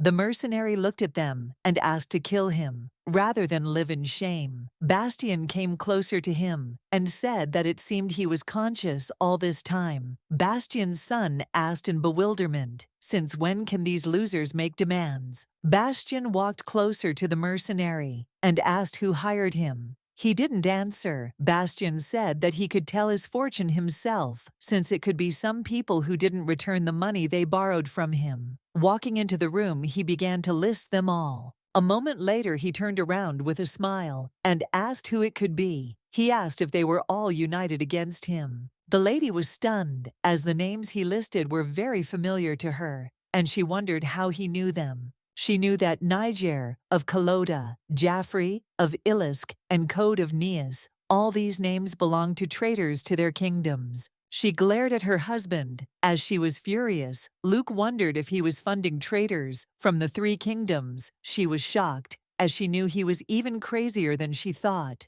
She looked at the young man with fury. She understood that everyone who could hear them now would be in danger. Looking at the mercenary and the young men, she knew that she'd better use her magic and put them to sleep. Bastion stopped and asked with a grin if they were going to kill him. He said that they had nothing to pay him back with, and they decided to kill him. In this way, they thought that they would solve their pressing problem. He asked with a grin if they really thought that with his death, everything would be solved. Bastion said that he couldn't even believe that these traitors were so stupid, and it wasn't surprising that they hadn't achieved any success. So far, he said that in this situation, he was also wrong, because he gave them money when it was obvious that they wouldn't give him anything back. He looked at his wife and said with a smile that was all, and she could do with them whatever she wanted. She looked at him in bewilderment and asked what she should do with them. Bastion said that she had caught them, and it was up to her to decide what to do with them. Luke thought for a moment and said that in that case, she wouldn't kill them. He looked at her and said with a smile that he still suspected that she would leave them alive. He smiled a satisfied smile and said that as expected she was too kind. She looked at him menacingly and said that he did not understand her at all. She looked at her husband with fury and said that she was not a peacemaker at all. She said that in the end, she destroyed everyone who stood in her way or in the way of the queen. He looked at her in surprise and asked why she didn't kill them now. She looked at him with fury. Bastion froze from her gaze. Goosebumps ran across his skin. She came closer to him and with an evil smile said that it was because right now there was someone she wanted to kill more. He was stunned by her words. A moment later, the realization came to him. He asked her to have mercy on him. Luke reminded him again that it was better for him to remain silent in this situation. The young man sighed heavily and said that he was finally alone. He kissed her tenderly and said that if he was destined to die behind her back, then he was ready to accept his fate 100 times. The young lady sighed heavily and said that he kept on wagging his tongue. He smiled and said that it was true the best moment of his miserable life. He looked at her and kissed her tender back again. He said that she was the queen's sword, the best demon hunter in the kingdom, the marquis, and also now his wife. He hugged her tenderly and asked for permission to leave his mark on her. Bastion whispered tenderly in her ear and asked her to be his this night. The young lady was a little puzzled, as she found it hard to believe that such a person who had everything could have such an empty look. She looked at him intently, and it seemed to her as if he had nothing at all. Luke knew that look very well. Luke had the same look when she was abandoned in the desert, looking for water, the wind kicking up clouds of sand that flew straight into her face. This expression appeared when she thought she had lost everything, but she was still very curious and puzzled because she couldn't understand why he had such an expression on his face now.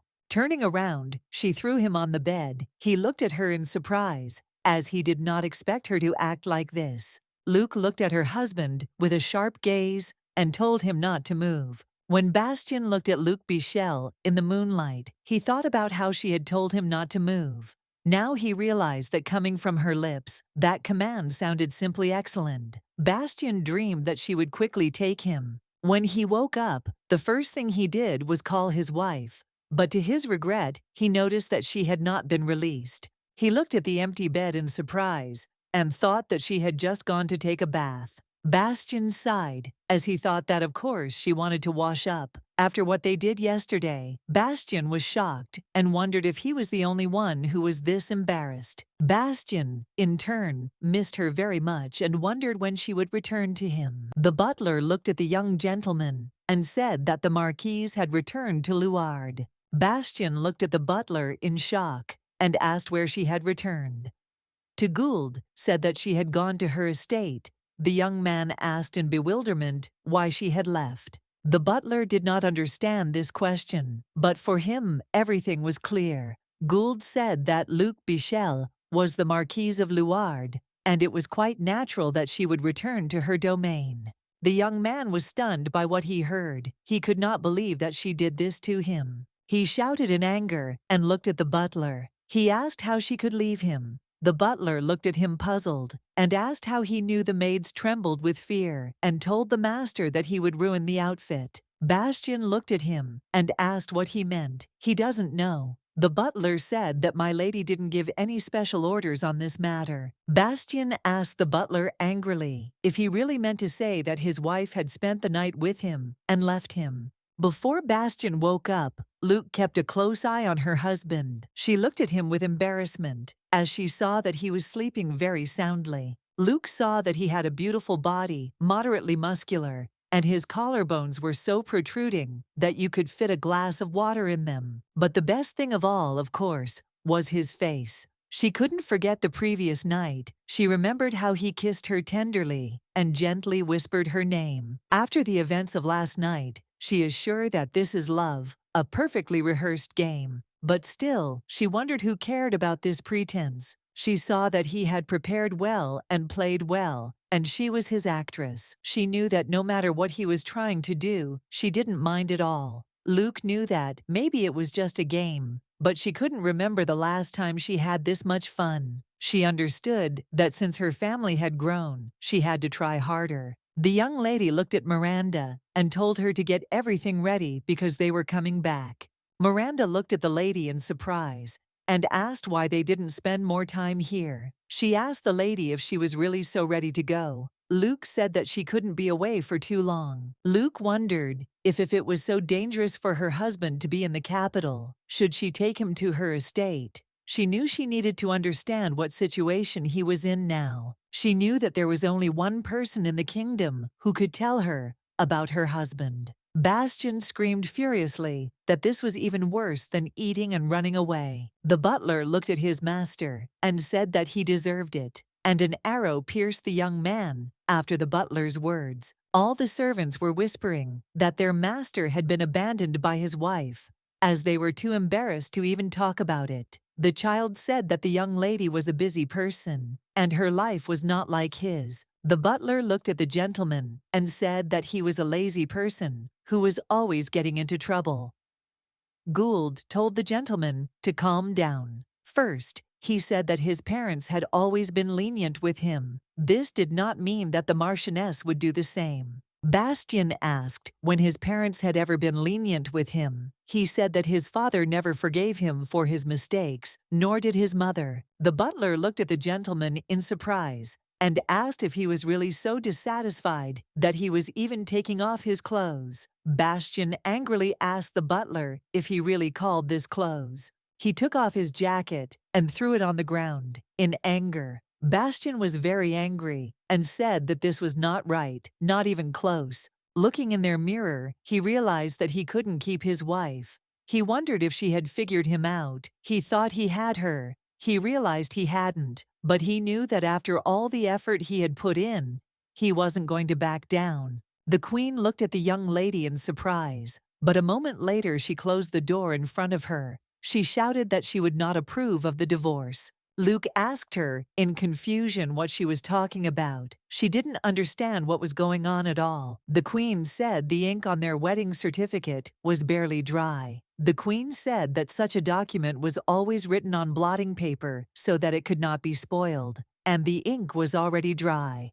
The queen asked the young lady warily if she really wanted to divorce him. Luke sighed heavily and said that she had not come for that reason. She asked the queen, puzzled, to open the door. The queen smiled and said that no matter how much she thought about it, she could not understand what brought her here. The queen asked why the newlywed wife came to her immediately after the wedding night. The queen shuddered as she knew the answer to that question. She knew that Bastion had fainted twice in front of the young laziness. How the two described the meeting was slightly different. The queen was perplexed and still did not believe that he married Luke. Just a few days after they met, she knew that Bastion was just a crook. Luke looked at the queen and said that she needed to know something from her. She looked at the young lady. She wondered if the wedding night had been that bad. Queen, she knew he was a worthless man. She wondered what good was his cute face and magnificent body then. She knew he was just a pathetic piece of trash, since he couldn't satisfy his wife. Now the queen understood what they meant when they said a man was empty. The young lady called the queen. Luke asked the queen why she looked so surprised, as if she thought her husband was the last piece of trash. Luke smiled and said that now she was married and the head of the family, she said that it was not like anyone would leave their own husband, so the queen could be honest with her. Luke looked at the queen and asked what she ordered Bastion to do. The queen looked at the young lady in shock, but a moment later she looked away and said that she had never given him any orders. Luke looked at the queen and told her to look her in the eyes. The queen sighed heavily and said that she had had enough of joking. She was quite serious when she said that she had told her the truth, when she said that she had not commissioned him to do anything. Either she looked at her and asked if her husband was the type to obey orders without question. The young lady now realized the truth.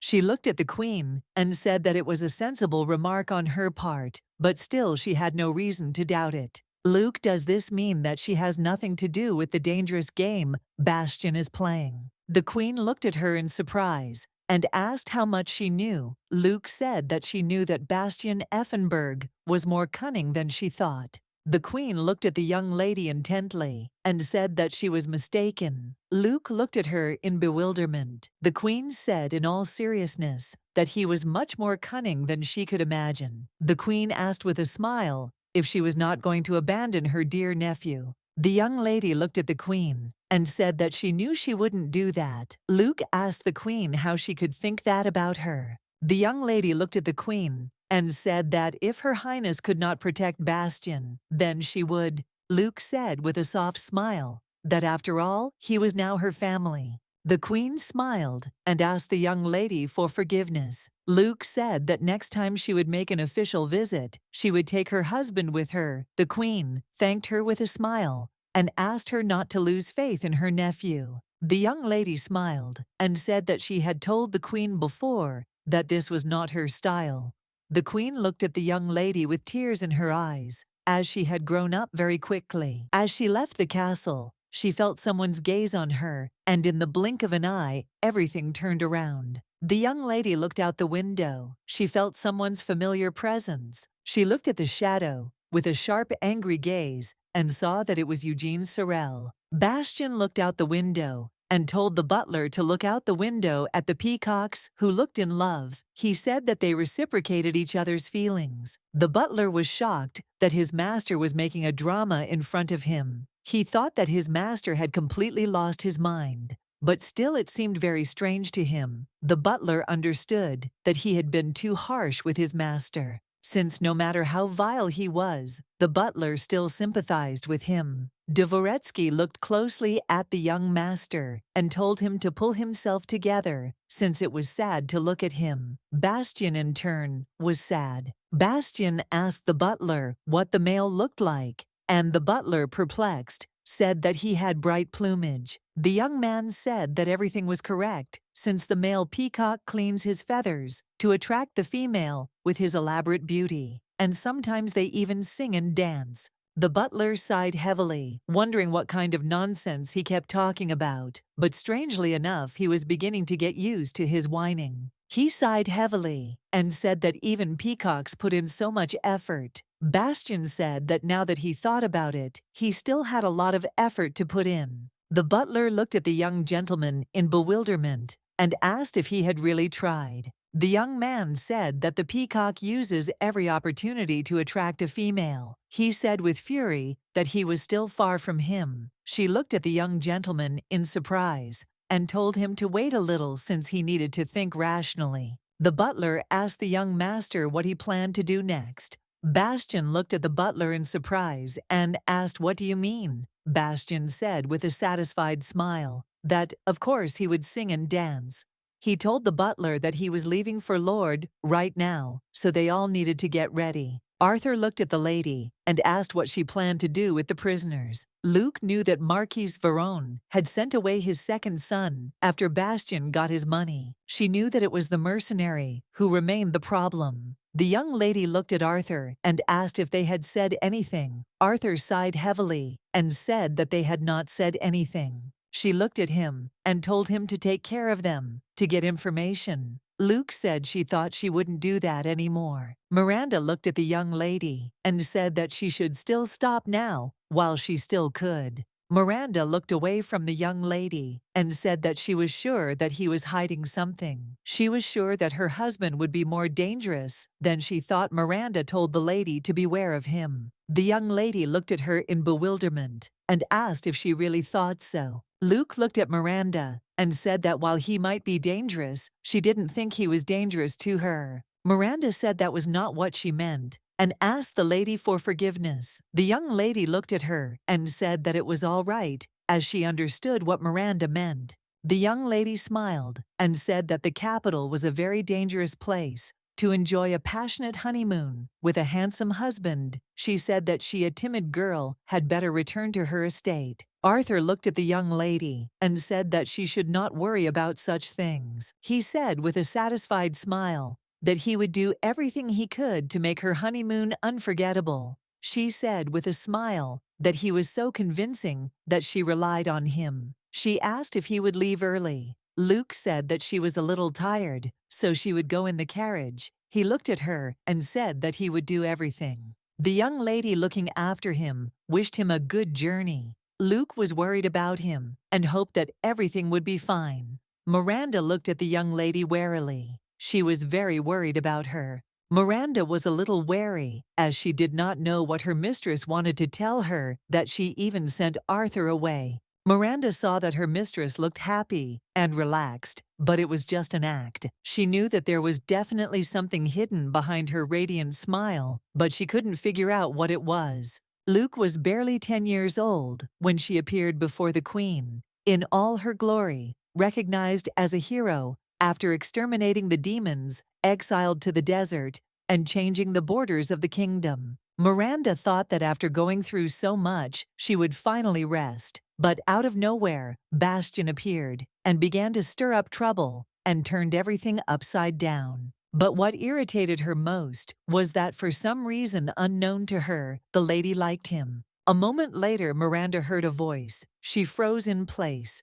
She was ordered not to move and listen quietly. Miranda was shocked as she realized that this was the Marquise's telepathy. The Marquise hoped that Arthur would not get into trouble. The Marquise asked how many spies were left in the capital. Miranda said that there were only 4 of them left. She already guessed what the lady would order her to do with them. The young lady looked into the distance with a smile, but she ordered Miranda to find out if they were still alive. The Marchioness looked at Miranda and said with a smile that they should also return. The Marchioness told Miranda that if they were still alive, then they should be dealt with immediately. Miranda looked at the Marchioness in surprise and said that they should leave immediately, since the carriage had already arrived. Luke deliberately placed spies in the capital, but not a single one has reported what happened. She knew that meant either they were all dead or they had overcome her. The Marquise told Miranda, through telepathic communication, that she had one request for her. The Marquise told Miranda to find out who Eugene Sorel had been dating lately. Arthur, in turn, raced on horseback, and all the way he thought about his mistress. He remembered how the Queen first introduced them. The Queen introduced Arthur and said that he was an intelligent and educated knight with a wonderful reputation. The Queen told her that she would stay with him and learn from him. The young lady looked at him shyly and greeted him. Luke felt uneasy. Arthur looked at her puzzled. He was a little surprised since she was just a baby. But a moment later, he knelt before her and said he looked forward to working with her. He knew that a lot had happened in 10 years, and that the Marquis had spent part of his time fighting on the battlefield. And the rest of the time, she devoted to her studies. She became strong in spirit and body. He was proud of her achievements. He knew that their lady was a wonderful person and an impressive personality. Thinking back to the time just before she arrived at the palace, the young lady looked depressed. He was at a loss and wondered why this had happened. The young lady looked at the butler in surprise and asked if her husband had really gone to Luard. The butler apologized to the Marquise and said that her husband was very surprised when he learned that she had returned to her estate, so he left through the portal. The young lady was a little surprised. She said that her husband did not possess magic. She asked how he was able to open the portal. Miranda looked at the lady and said with a smile that Ellie was not there. The young lady looked at Miranda and said that they were still going to go to her estate. She said that it was safer there until they returned. The butler looked at the young lady with puzzlement and said that she had better leave right away. The young lady looked at him in confusion and asked why she should leave right now. She asked if something had happened. The butler sighed heavily and said that it was his fault and he should have taught the young master better. The butler said that he was now most likely drunk, dancing in front of the palace. He said that he was very ashamed to tell her about it. The butler said that his young master took the strongest wine they had and left. The young lady was surprised, looked at him, and asked if he could explain everything in more detail. He started talking about peacocks. Well, it was not the success of another to cook the story. To the end, he said that she should still hurry. He said that he was ashamed to say this, but the young master was crazy and completely out of his mind. The young lady told the butler not to worry, as there was an excellent medicine for such madmen. The butler looked at the young lady with tears in his eyes. He said that she could not even imagine how grateful he was to her. A moment later, he fell to his knees and begged her to take care of their master. Miranda looked at Arthur and asked if he thought the genre of the story had changed. Arthur, in turn, frowned and thought Ellie was shocked as she was sitting charmingly on the madman's shoulder. He didn't even let her finish her meal, and she was in the grapes. He sighed heavily and said that they were already there. He was surprised, as it was indicated that traveling through the portal is much faster. He came closer to the gate and told them to open it and meet the new husband of the Marquise.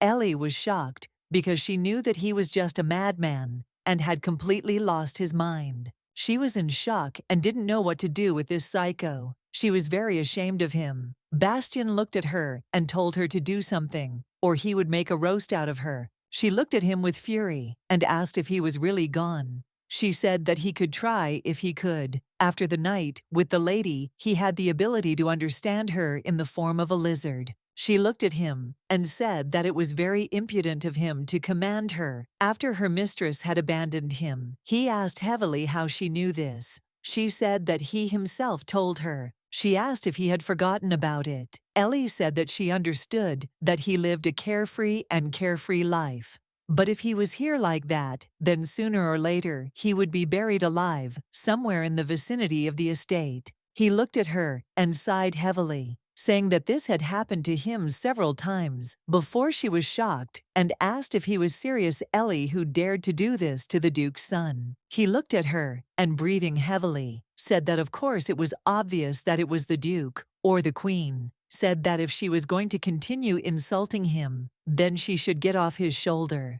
A moment later, he threw her into the distance. She turned into a human and asked how he could throw away such a cute lizard. Ellie knew that he was just a heartless person. She came closer to him and asked what would happen if he really killed the lizard. Now looked at her and said that judging by her impudent speech, it was she. Ellie said furiously that their poor lady and she couldn't believe that he had tricked her into agreeing to this fake marriage. Bastion looked at her indignantly and said that if anyone had been fooled, it was him. He looked at the maid and said that her lady slept with him and then dumped him. Bastion asked if she didn't understand the whole situation. She said that it was just sucking on the body, which would disappear after death. She asked what was wrong with that she used his body and left. Bastion was shocked. He said that he thought she should stop eating and breathing. Then, because one day she would die too, she looked at him in surprise and asked if he would really do that. Ellie, in turn, noticed that he took something before they went through the portal. She was confused, as she didn't see what it was. A moment later, she saw that he was holding a surveillance log about Luke Bishel. She was furious, because he was both cruel, obsessive, and downright annoying. And it was obvious to her that he had some ulterior motive. He looked away from her and told her not to try to establish him, as he could do whatever he wanted. She asked in surprise if he was really going to sing that song. A moment later, he began to sing about how Luke had married you in secret from everyone. And then she had a wonderful night with Bastion Effenberg. And the next morning, he was dumped by her. Ellie was in shock from his actions. She screamed furiously and asked if he had gone mad. She screamed that everything he had just sung was a complete lie. He furiously asked how it was a lie, since it was the truth.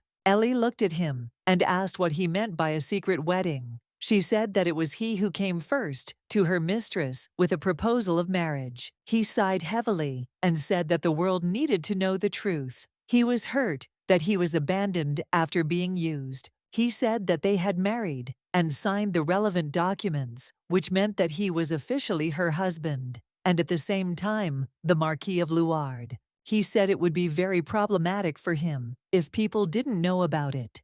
Ellie knew it would be a sight to behold if he kept his mouth shut now.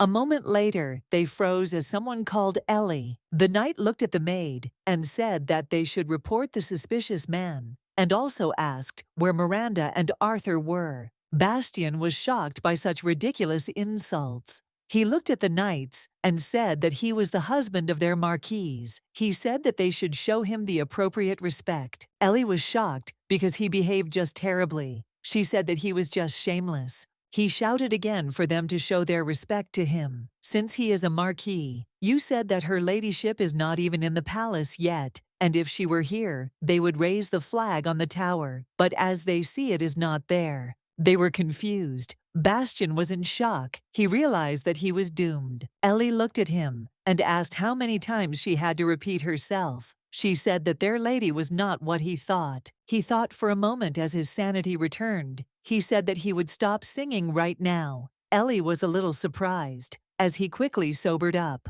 He sighed heavily and said that if she was telling the truth, then his friend had not abandoned him. He said that she must be on her way to the estate. He looked at the castle and said that in that case he should prepare the estate for her return. He asked us what their mistress was spending the money she earned, since he saw that the palace was primitive. Bastion sighed heavily and said that he thought it was time to change everything. Here he knew that this was a new stage in her life. He knew that he no longer needed to look at stupid pages and think about her. He learned that he no longer had to beg the queen for information about his wife at secret meetings. He understood that she was no longer just an image that he could only tell about in a book. Luke looked at the knight and asked where Mr. Bastion was.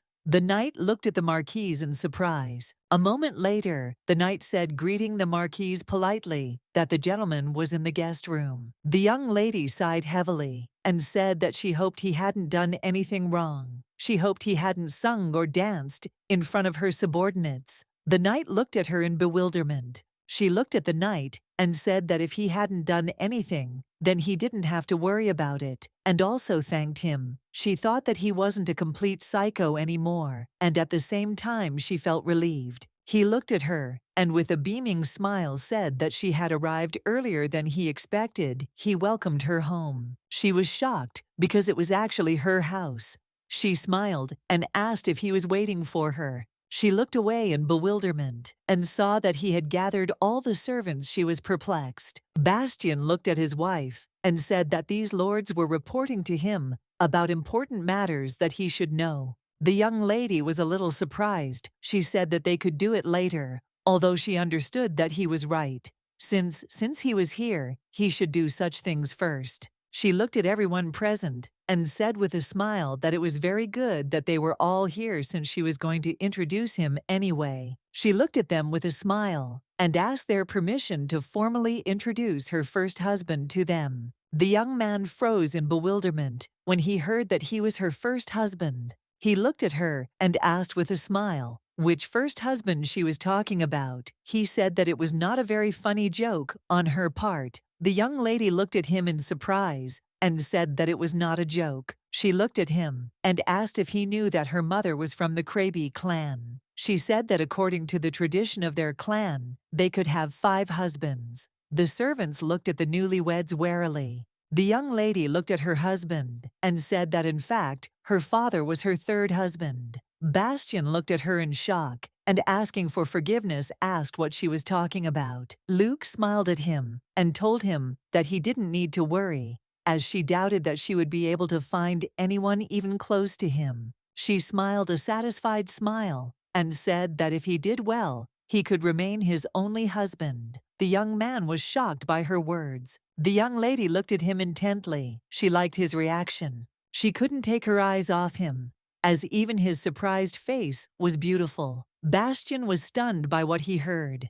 Ellie looked at the young master and said that of course she knew he was as beautiful as a flower, but she didn't think he was as delicate. The young man asked in a hoarse voice where his wife was. Now Ellie looked at him and said that the lady of course had gone to work. Ellie said that of course you are different from those who do not earn a living. Their mistress is always at work. The young man was irritated by her words. He looked at her and asked, "Who said that he does not earn a living?" She looked at him and said that speaking of his work, she had heard that he had been involved in a rather dangerous matter. He said that with great profit comes great risk. She looked at him in surprise and asked if rich people were always so insatiable. He asked, puzzled, why his wife was so busy. He did not understand what she could be doing on these lands. Ellie sighed heavily and said that he shouldn't talk like that at all. She said that not so much time had passed since Lord became the Marquise's property, and naturally there was a lot of unfinished business. She said that besides their lady spent most of her time away from Luard, and he was one of the reasons why she was busy instead of her rightful rest. Ellie hoped that he now understood the whole situation. He sighed heavily and said that he hoped that soon she would be able to rest at least a little. Ellie said that she would like that too, but unfortunately, their beautiful lady would soon be going to war again. Bastion shuddered at her words. He jumped up and asked the maid what she was talking about. He said that she had just recently returned from an expedition. Ellie said that the lady had no choice, since the Marquise was the best at fighting demons in their kingdom. He looked at her in shock and asked if she had just spoken about demons. Bastion asked if their numbers had increased again. Ellie thought for a moment and said that there was some strange demon activity in the desert. A moment later she was taken aback as she realized she had made a mistake. She looked away from him and told him to forget about what she had just said. Ellie said that in any case, he shouldn't worry about what the Marchioness said. Recently, she said that it was true that polygamy was allowed in the Kraby clan. Their lady would never do that. He noticed that she had changed the subject. He realized that his wife would indeed soon go hunting demons. He was furious because he realized that he had become useless again. Bastion looked at her and asked how she knew that her mistress would not remarry. Ellie said that her mistress did not care about her clan, so there was absolutely no reason for her to follow all the traditions right. He looked at her and said that even if her mistress did not observe the customs, now in their kingdom, the traditions of the clans were recognized, as long as the Queen's permission was valid. He asked how he was to be sure that in the future, Luke would want permission. He said that the Queen was very favorable to his wife. She could definitely get permission. He said that he was not saying this because he was close to Her Majesty. It was just that the Queen could really be weak towards those who had won her favor. Bastion knew that Eugene Sorel was a living example of this. Ellie sighed heavily, looking at the young gentleman, and said that their lady was not like that. She said that as much as she didn't want to, she would be responsible for his safety for some time. Ellie looked at him with a smile and told him not to worry. As long as he was Luke Bishel's husband, she would protect him, even if he was a complete idiot. She smiled and said that provided he did not betray her mistress, she would protect him with her own life. Ellie, looking at Bastion, said that it was her mistress who asked her about this. He was surprised and stunned, as he did not expect to hear something like this. Ellie remembered her first meeting with the young lady. Ellie was crying. She was lonely and scared. Ellie looked with tears in her eyes at the beautiful lady who was holding out her hand to her. Ellie accepted the lady's help with joy and recognition. She was very grateful to her. Bastion looked at the maid in surprise and asked why she was doing all this. She looked at him in bewilderment and asked what kind of strange question he asked her. She looked at him intently and asked if they didn't look alike. Ellie came closer to him and said that she would like to ask him a counter question. She asked why he married her mistress. Bastion looked at her and said that it was not something he wanted to discuss with a lizard. Ellie looked at him and said that he could do as he pleased. Bastion said that today she would be his personal maid. Ellie screamed that she did not want to do this. He looked at her and said that she had said that she was sure of her mistress, which meant that she should be faithful to him as well. He said that a husband and wife are emotionally and materially one, and this unity begins from the moment the marriage certificate is signed. Ellie looked at him with disdain and said that he was talking too much for his first husband. Bastion looked at her angrily and said that she could see that her mistress would not have a second husband. The young lady slowly approached her husband. She quietly came closer and watched him closely. Bastion looked at her and said that she must have a lot of work. She looked at him in surprise, as she thought he was sleeping. Luke timidly asked him for forgiveness for coming to him so late. He looked at her and said with a smile that everything was fine, since she had not abandoned him. She smiled and said that it was not even that, since she should have warned him earlier. Bastion took her hand gently and said he was wrong, so Bastion asked her not to apologize to him. He looked at her and said that he heard that she would soon go to war. The young lady looked at him puzzled, as she was shocked that he knew this information. She said that it had not been decided yet. Bastion said that he hoped that this decision would not be made. She looked at him in surprise. His words made her heart beat even faster in her chest. He looked at her and said that if she didn't need him, then he needed her. Luke looked at him in surprise and asked why he suddenly started talking about this. He said that she might not have noticed it, but he always wanted to get closer to her. Bastion looked at her seriously and said that somewhere along the way, he had fallen in love with her. The young lady looked intently at her husband and timidly said that this was not love. He smiled and said it was no problem. He knew it didn't mean anything anymore, and he didn't want to waste any more time arguing with his wife. He smiled a beaming smile, and Luke just wanted to be around him. Bastion hugged her tightly and said that this already made him happy. He wanted to spend more time with him. Luke looked at her husband in surprise and asked if he shouldn't be in his chambers now. Bastion said he was fine. She looked at him and said she didn't have much planned today. Luke said she thought it would be better for him to go back to his room and lie down for a little while longer. She said she would come back to him as soon as she finished her work. He sighed heavily and said that everything was fine and he would like to do some work too. Miranda looked closely at the young gentleman and said that she had managed to find them. She looked at them and said that she had been looking for them for a long time. The Marquis's mustache looked at her in surprise and asked what had happened. Miranda said that she had received news that the doctor he had requested from the duchy had just arrived. Bastion said that this was good news and asked to be escorted to his room. Miranda said there was someone who would like to meet him. She looked at them and said that the Duke had also arrived to them. The young people looked at her in surprise. The Duke sighed heavily. As he looked at his son, he was a little surprised by his condition. The Duke looked at him intently and asked why he looked like that. He said that it had only been a couple of days since his marriage. The young man sighed heavily and said that this was a completely natural reaction. The Duke looked at his son in surprise and asked angrily what reaction he was talking about. Bastion said that it was a process of accepting Credi's magic. He said that it was not a disease, so his father did not need to worry about such things. He said that being connected to his wife, he would have to go through it. The Duke was stunned by what he heard. He asked his son if he was really talking about magic. The Duke, with tears in his eyes, said that he thought this meant that he was not a completely useless idiot. He said that he was proud of his son. The young man looked at his father in bewilderment and asked what he was even talking about. Bastion sighed heavily and said that none of this mattered. He asked his father if he was aware that his wife would soon be leaving on a military expedition. He was asking about it because he probably knew exactly when it would take place. The Duke looked at the young man and asked what he meant by soon. The young man hesitated and said that he thought in 6 months. The Duke sighed heavily and said that now he understood how slowly time was passing for him. The Duke said that the Queen would soon call her officially. The Duke looked at his son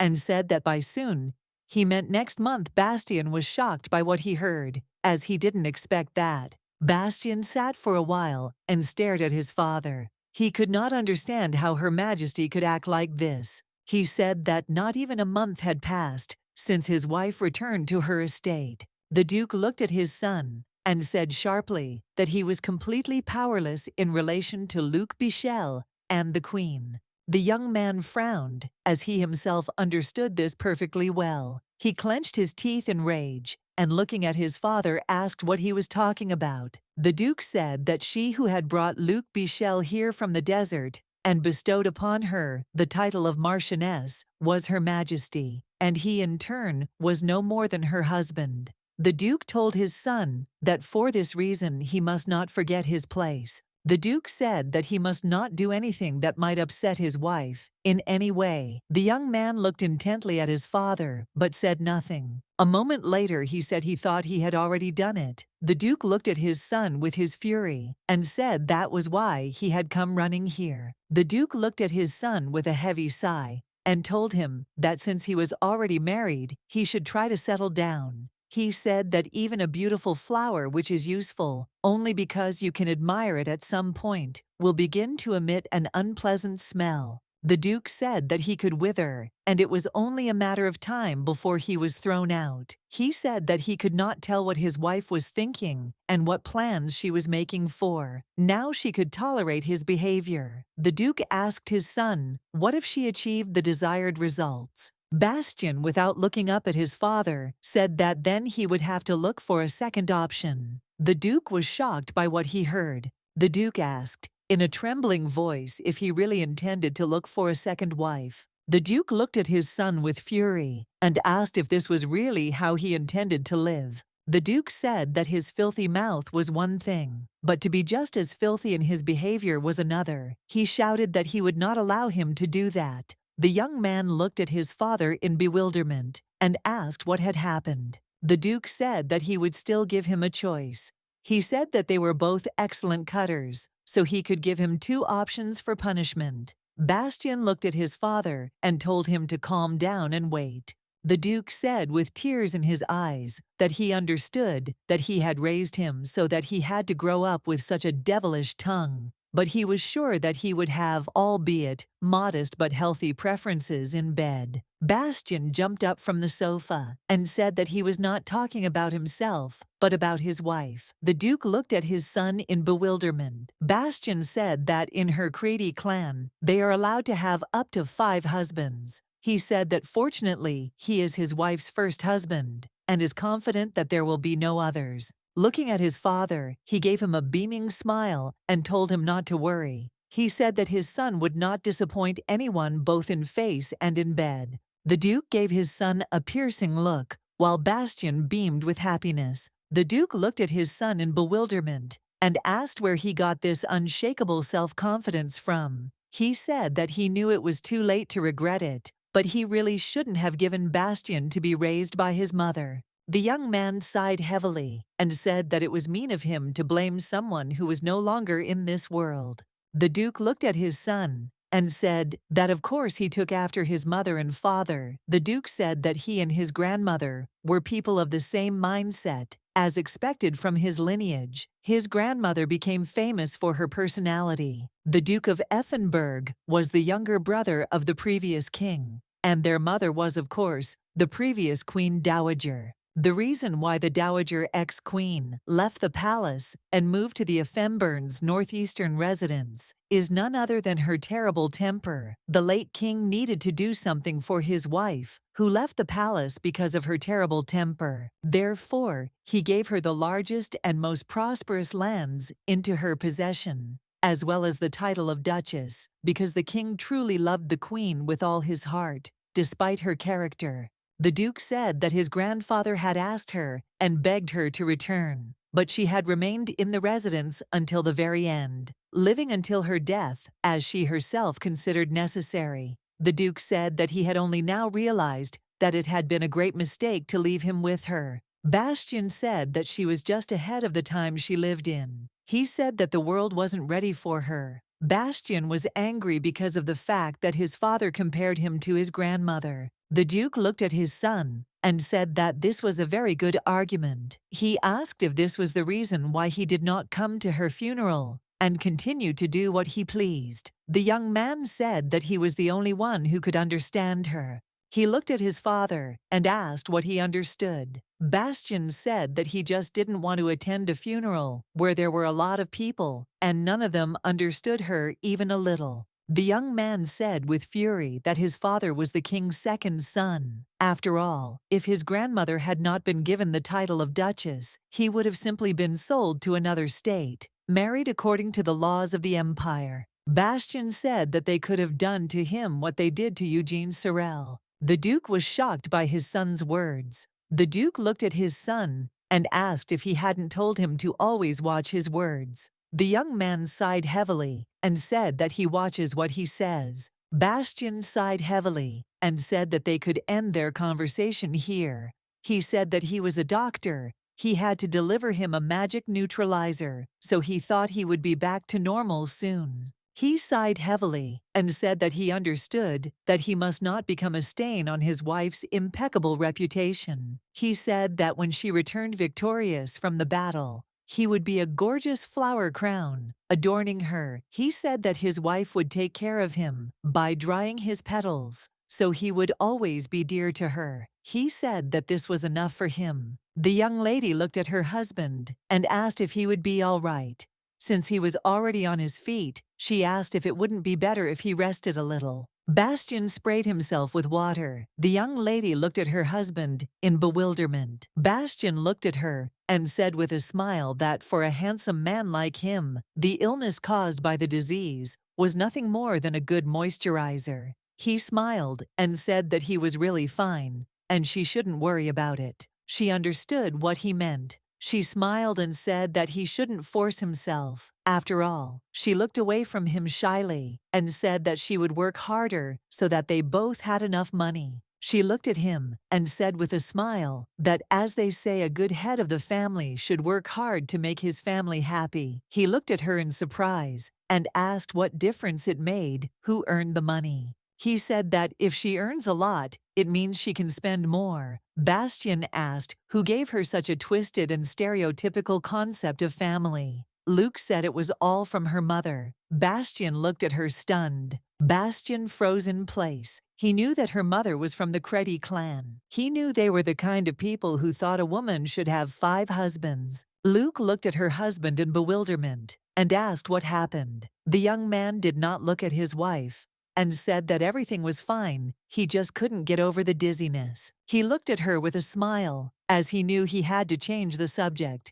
Quickly, he said that from now on, his money was hers too. He smiled and said that he was the type to spend money wisely, so she would never regret his decisions. She nodded and agreed with him. The young lady said that he would certainly try his best. She said that for this reason he could stop his dangerous work now. The young man gave her a beaming smile and said that he did not understand what she was talking about. She smiled and asked if he really thought he could get out of answering with his handsome face. He smiled and said that she was indeed weak against his face. He knew he was in his wife's territory now, and the man he was dealing with was Luc Bichel. He knew he had to put an end to this because he couldn't allow his wife to have so many men. The young man looked at his wife and asked me if it was time for them to go, since it was already lunchtime. He came closer to her and offered her his hand with a smile, expecting her to accept his offer. He smiled his radiant and beautiful smile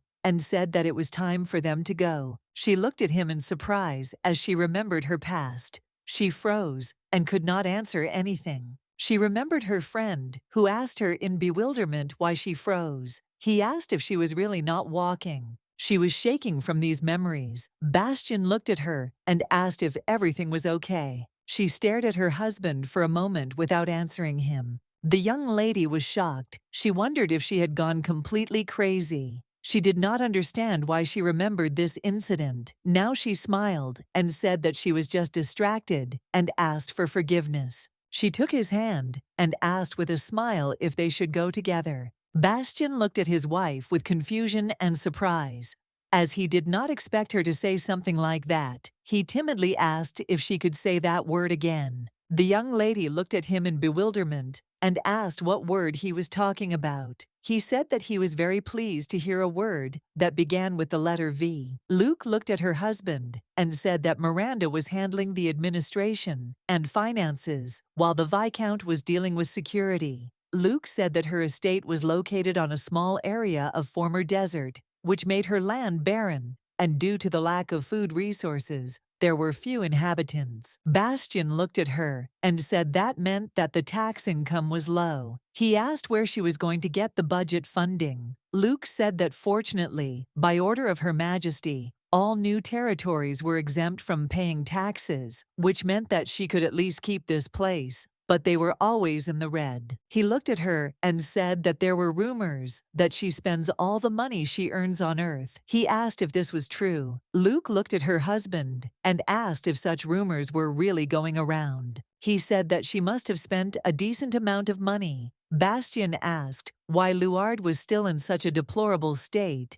She asked in bewilderment about what condition it was in and what was wrong with her estate. He looked at her intently and asked if she really wanted to know what was wrong. Bastion looked at his wife and told her to listen carefully to what he was going to say. He said that, for a start, her dishes were too old. Bastion said the plates looked like they hadn't been changed for centuries. He said that the spoons and forks weren't even silver. Luc looked at him in bewilderment and asked if they really had to be silver. He said her furniture was a cobblestone eyesore. Bastion told her to just look at those curtains, as they were simply awful. Bastion said that her servant's uniform was simply disgusting. He said that her servants were her face. He didn't understand how she could do this to them. Ellie was in shock and didn't understand what she was doing there. He told her to just look at the fabric the uniform was made of, because it was as hard as sandpaper. Ellie looked at her mistress with tears in her eyes. The young man said that he simply could not stay here for more than a minute.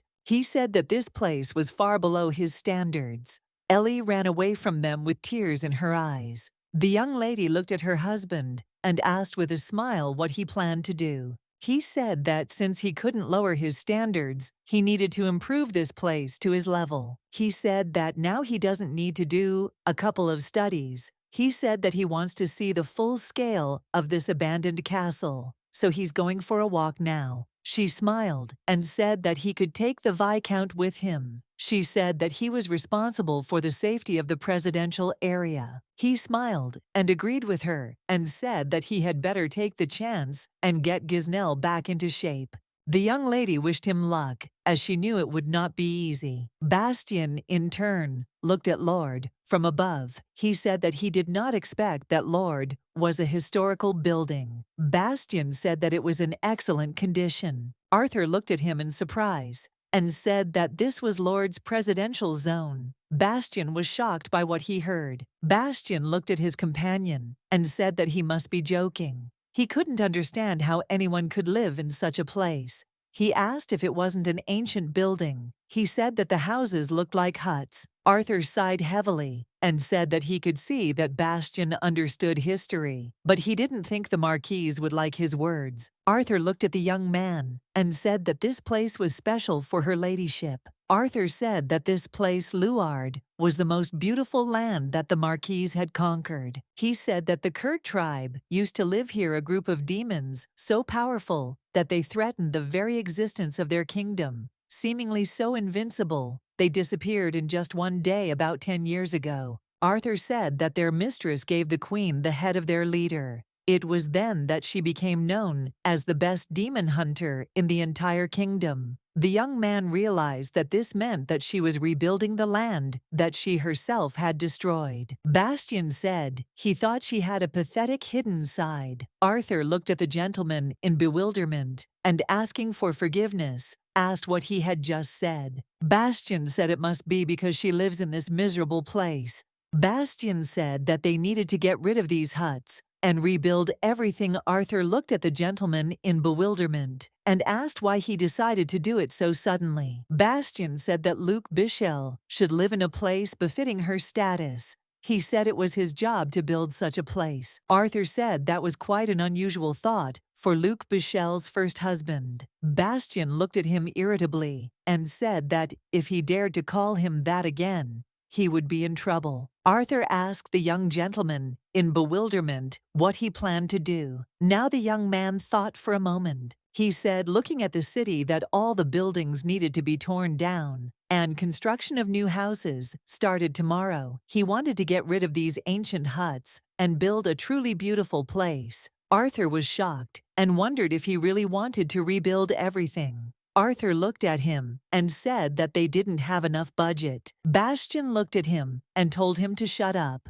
He told Arthur that now here they didn't need to worry about it anymore. Bastion in turn dozed quietly on the sofa, throwing all thoughts away. Ellie entered his room and asked with a grin how the Marquise's handsome and unemployed husband was doing. She looked at him and said that he had received an invitation. He jumped out of bed and asked what she had just called him. She asked him with a smile if he had heard that their Marchioness was going on an expedition. Ellie said with a smile that for this reason they were going to have a celebratory party, and she thought he would want to be there. She looked at him and said that she thought he would like to take on the event. Bastion said that of course he would like to do it, but he was still confused. He asked why she hadn't warned him about it before. Ellie said that he hadn't been feeling well until yesterday, so for that reason, Miranda had made the guest list herself in advance. Ellie said that they were originally supposed to be preparing for the wedding ceremony in Luard, but they didn't have time for it. Bastion looked at her and asked where the guest list was, as he knew he needed to look at it. Ellie said that she thought Miranda wanted to give it to him personally, but she thought that he was just avoiding her. Bastion said that it was not that important.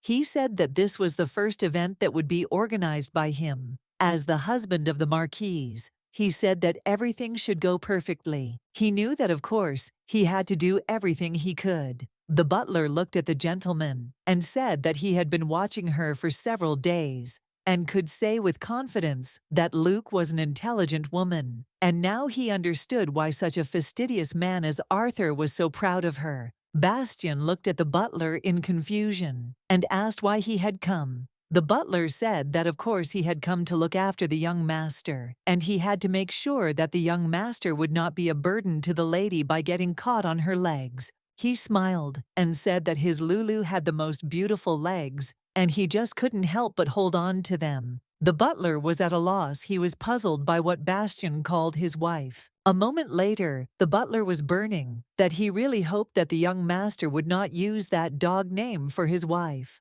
Bastion looked at him with a smirk. He looked at the butler and asked how he could think that such a magnificent and elegant name could belong to some dog. He said that the butler had no taste at all. Bastion said that if he continued to talk such nonsense, he could leave. Bastion looked at the list and said that it was filled with names of people He mostly didn't know. He asked if he should invite them all. The butler said that his mother was the most influential lady in the kingdom, and so he should also take her position into account. The butler looked at him and said that he understood perfectly well what he was feeling. Now Bastion looked at him in bewilderment and told the butler not to make him laugh. Bastion asked in surprise why his wife should be worried that he was from the Effenberg family. He said that all they knew was that this greenery could interfere. The butler felt that he could not tell the young master that it was Bastion, and not the entire Effenberg family, who was the real problem. The butler said that this reminded him of something he had heard earlier, that there would be a banquet here that evening to show the ladies' support for the upcoming expedition. Gould said, "There are rumors that the Archduke of Elisca is also planning to attend the event." Bastion looked at the butler sullenly and asked angrily why he was telling him this. The butler asked the young gentleman if he would be all right, as he was embarrassed that all three of them would be in the same room. Luke sighed heavily and walked into the room. She apologized for being late. All the servants stood up politely and greeted the Marquise, who looked at them with bewilderment. The young lady was confused and looked at them and asked what was going on here. Bastion looked at his wife and said that he ordered them to do this. She looked at him in bewilderment and did not ask why he did it. He asked Luke if it wasn't obvious. Bastion said that everyone here was taking advantage of her generosity and wasn't even able to greet her properly. He said he couldn't allow that to happen. Luke looked at him with confusion and asked if it was really necessary. She said that everyone working here was important to the castle. Bastion called her. He said that she was a marchioness and a knight of the queen, and that her position in life would only grow with time. He looked at her with a sharp gaze and said that for this reason, she should understand her importance and superiority over those below her. Bastion said that it would only be for the best for them. She wanted to object to him, but Bastion looked at her and said that his task now was to restore order in this castle. He looked at her and said seriously that this was what she had to do. The young lady looked at him intently, but did not respond. A moment later, she finally agreed with him. She looked at everyone present and asked them to obey. Lord Bastion, from now on, she said that they could all sit down now. The young lady was surprised when she sat down at the table and saw a lot of new dishes. Luke didn't even suspect that he thought so highly of her, but she still wondered why he treated her so well. Luke, in turn, was very touched by his care. She was pleased. Miranda burst into the room screaming and called for the mistress. Luke looked at her in bewilderment and asked what happened. Miranda told the lady that she needed to go quickly and greet the guests as the Archduke of Elisca, Eugene Sorel, had arrived. The young lady was confused as she knew that he had seen them at the wedding. She did not understand why he had come to her. Bastion, in turn, was very irritated. He did not understand why he had deliberately come during their dinner. Ellie screamed furiously and asked if this idiot had nothing better to do. Why did he come to them since he was already at the wedding? Luke looked at the maid and said that she watched her words. Luke said that she was being disrespectful to the Archduke,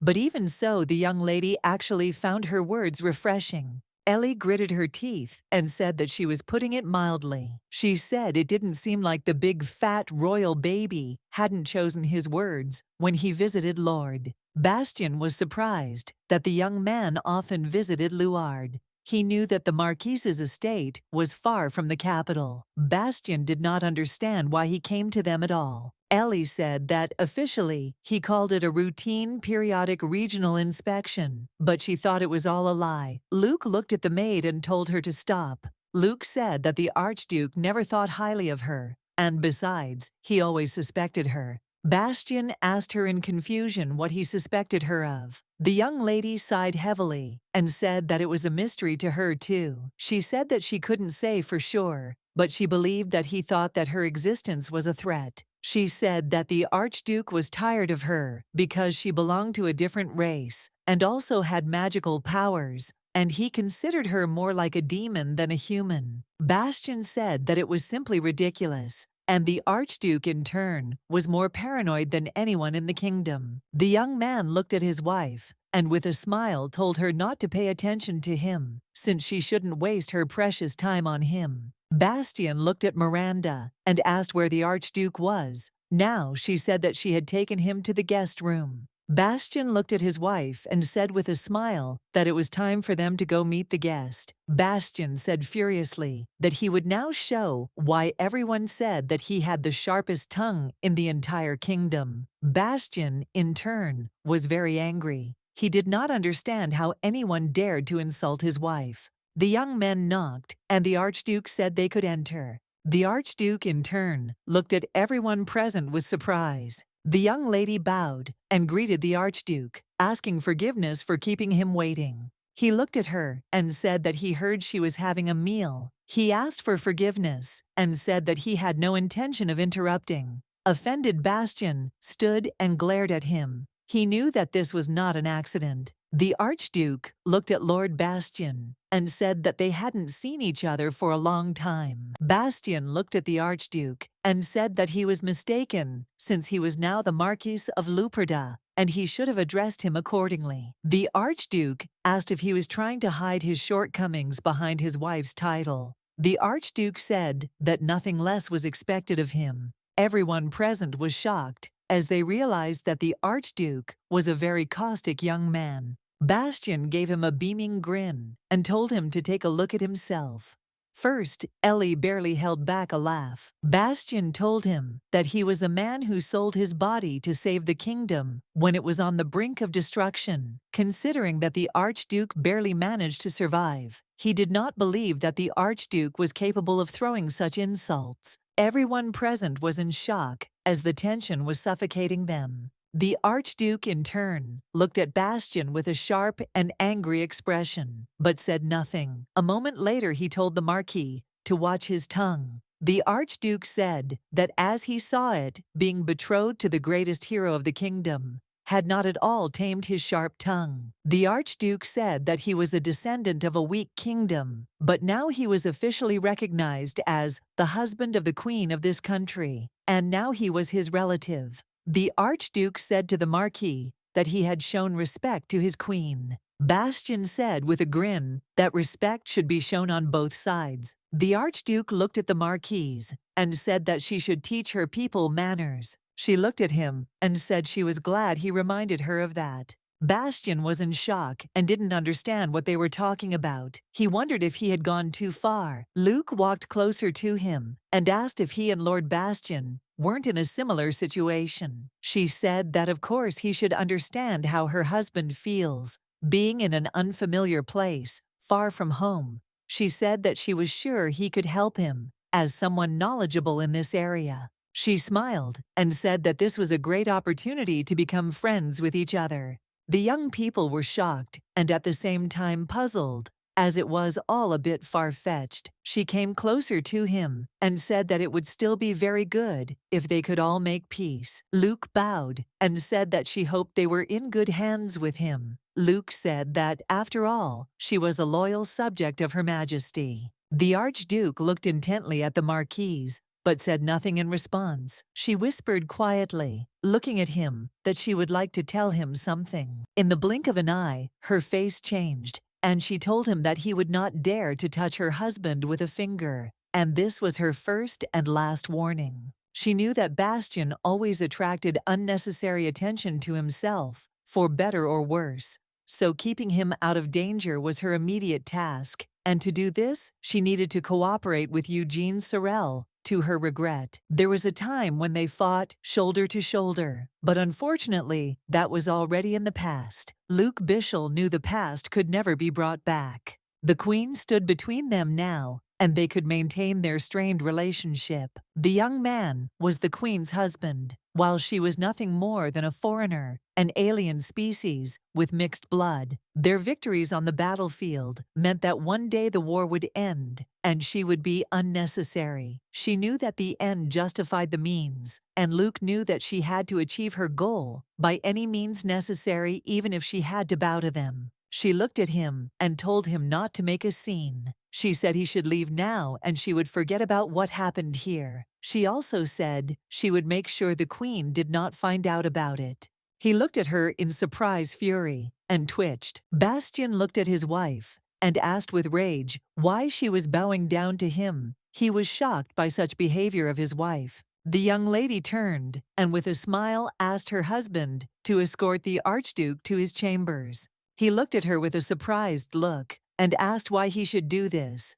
The young lady came closer to him and tenderly took his hand. He was surprised. She noticed that his hand was very smooth. She knew that these were the hands of the man who had never worked more than one day in his life. She wanted to do everything for him, to keep them that way. She knew that his hands should never be stained with blood. She smiled and said that it was all because he was now a marquis. Luke looked at her husband with a tender smile and said that she was asking him to do this for her. He was embarrassed by such tenderness of his wife. Embarrassed, he still agreed, but said that it was only this time. The young lady looked closely at her husband. She knew that she would make sure that none of her people were harmed. Some time later, they entered the room. The knight asked the Marquis in anger how he dared. The knight asked if the Marquis really thought that the Archduke would remain in this room. The Archduke gestured to the knight to calm down a little and moderate his ardor. The Archduke looked at Arthur and called him. He bowed humbly and said that he was listening to him. He asked if this was really the place that Luard had prepared for his rest.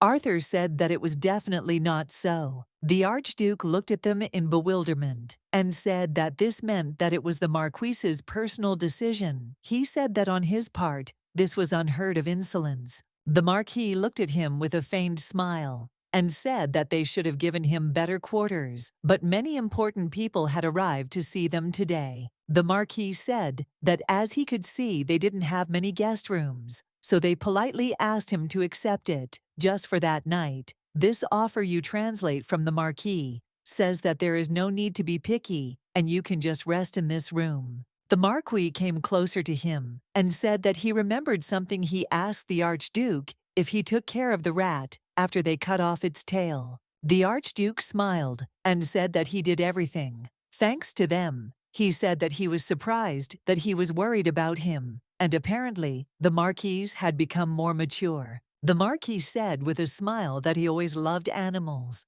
The Marquis smiled and said that he would never intentionally endanger an animal he had raised himself. The Archduke told him that he must be under the impression that the Marchioness had taken his side. The Archduke looked at him with contempt and said that nevertheless he should not be mistaken, since his wife did not take any side. The Marquis said that he was not at all mistaken, since after all the Queen was not on the Archduke's side either. The Archduke turned around angrily and looked at him with contempt. The Marquis said with a grin on his face that he was afraid that he was now forced to leave him. He said that they could see each other in the evening at the banquet. In the evening at the banquet, all the ladies could not take their eyes off the radiant Marquis. They were a little surprised and stunned, since everyone was talking only about him. The Marquis's husband shone better and brighter than the sun. They admired his beauty too, for he was the one everyone was talking about. The young ladies saw that he was as handsome as the rumors said, but everyone also heard that he had a terrible character. They were wondering how terrible he was. Bastion noticed that Bella, Bruno, and Constantine Siena were present at the event. He knew that the place was filled with faces he would rather not see. He turned around, as if to leave. He knew better than to even breathe in their direction. A moment later, Miranda came closer to him. Bastion was a little surprised. He looked into the distance and heard laughter echoing throughout the hall. He looked at her intently, for from the way she carried herself and her general demeanor, she looked like a high-ranking noble lady, which was rare to find in Luard. The Marquis looked at Miranda and asked who the woman was, who was making such a noise, as he had never seen her before. Miranda looked at her intently and said that it was Arthur's wife. The Marquis was shocked. He asked if this was really his daughter. Miranda hesitated and said that there was a whole story behind Lord Arthur's situation. Miranda said that she still shouldn't have told him about it. The Marquis turned around and said that in that case he would ask himself. Miranda was in shock and shouted after him. A moment later the Marquis came up to the ladies to greet them. He looked at the young lady and said that he had heard that she was Arthur's wife. The young lady looked at him in surprise, but later changing her expression she gave him a beautiful smile. She smiled and said she was honored that he had come up to talk to her. She asked how he was doing, and also said that she was Henrietta Blave. Bastion looked at the young lady in surprise and said that he would never have thought that Arthur could marry a man who was much younger than himself. The young lady smiled and said that her husband would laugh if he heard what he said, as he was actually younger than her, being 35. Bastion was shocked. He didn't understand how this was possible with such a face. The young lady smiled and said that the truth was that a spell had been cast on him during the war. Bastion looked at her in surprise and said that this was big news to him. Bastion asked what spell she was talking about and how it happened. He smiled and said that he was sure this story was very interesting. He looked at her with a smile and asked her to tell him about everything in more detail. The young lady said she didn't mind sharing it with him, since everyone in town already knew about it. She asked why not save it for when he was bored. She said that besides, she had a feeling that something great and interesting was going to happen that night. Miranda looked at the young lady and asked if this was one of her predictions. The Marquise looked at her in surprise and asked if she was really a poppy or something like that. The Marquise smiled and said that Henrietta was a famous fortune teller. In the past, she was even called to the battlefield to predict the future. Henrietta smiled and said that all that was in the past. Now she only predicted fortunes for fun. Bastion smiled and said that he had had his fortune told before, and he asked if she could tell him what his fortune was today. The young lady looked at him closely and smiled. She said that he would have simply amazing luck today. He smiled and said that it sounded very interesting.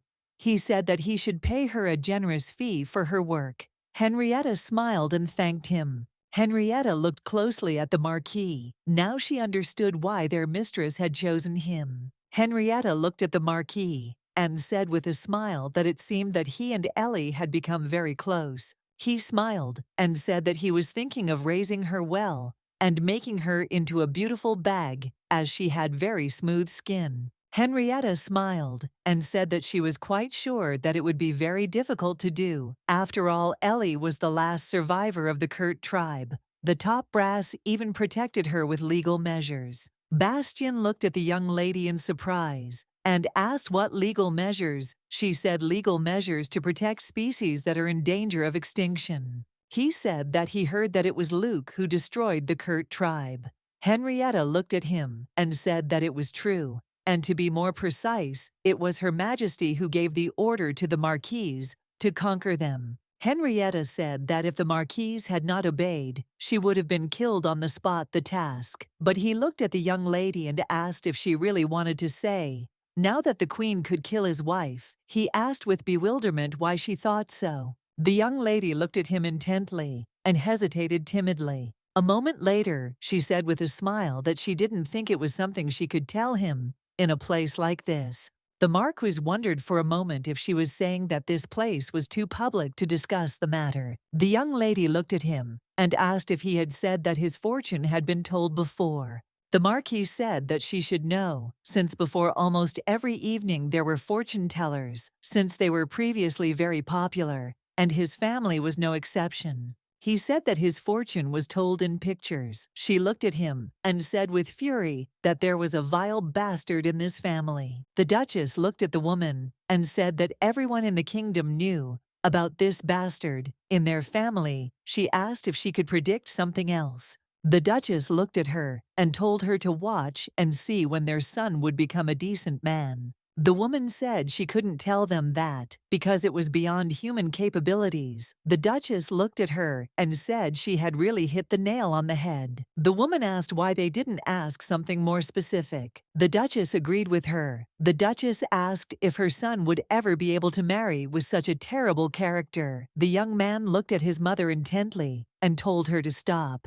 The Duchess shouted angrily at her son and told him to shut up. as she was only asking because she was worried about him. The woman, with a satisfied grin, said that it was a very good question. She saw a young and handsome lord in front of her. She said he could pick a card and she would look at it. She said they would see right away if he found a partner that was right for him. At that moment, the card showed him his future, and he was happy with it. Bastion looked at his companion and said that as far as he understood fortune-telling on cards, it was very intuitive. He asked what tools she used. Henrietta smiled and said that a real master is not picky about the tools they use. Ellie smiled and said that it was a long time ago, and also asked the Viscountess to show them all her skills. Henrietta looked at her and asked if she should do it. Henrietta thought for a moment what she should use in this situation.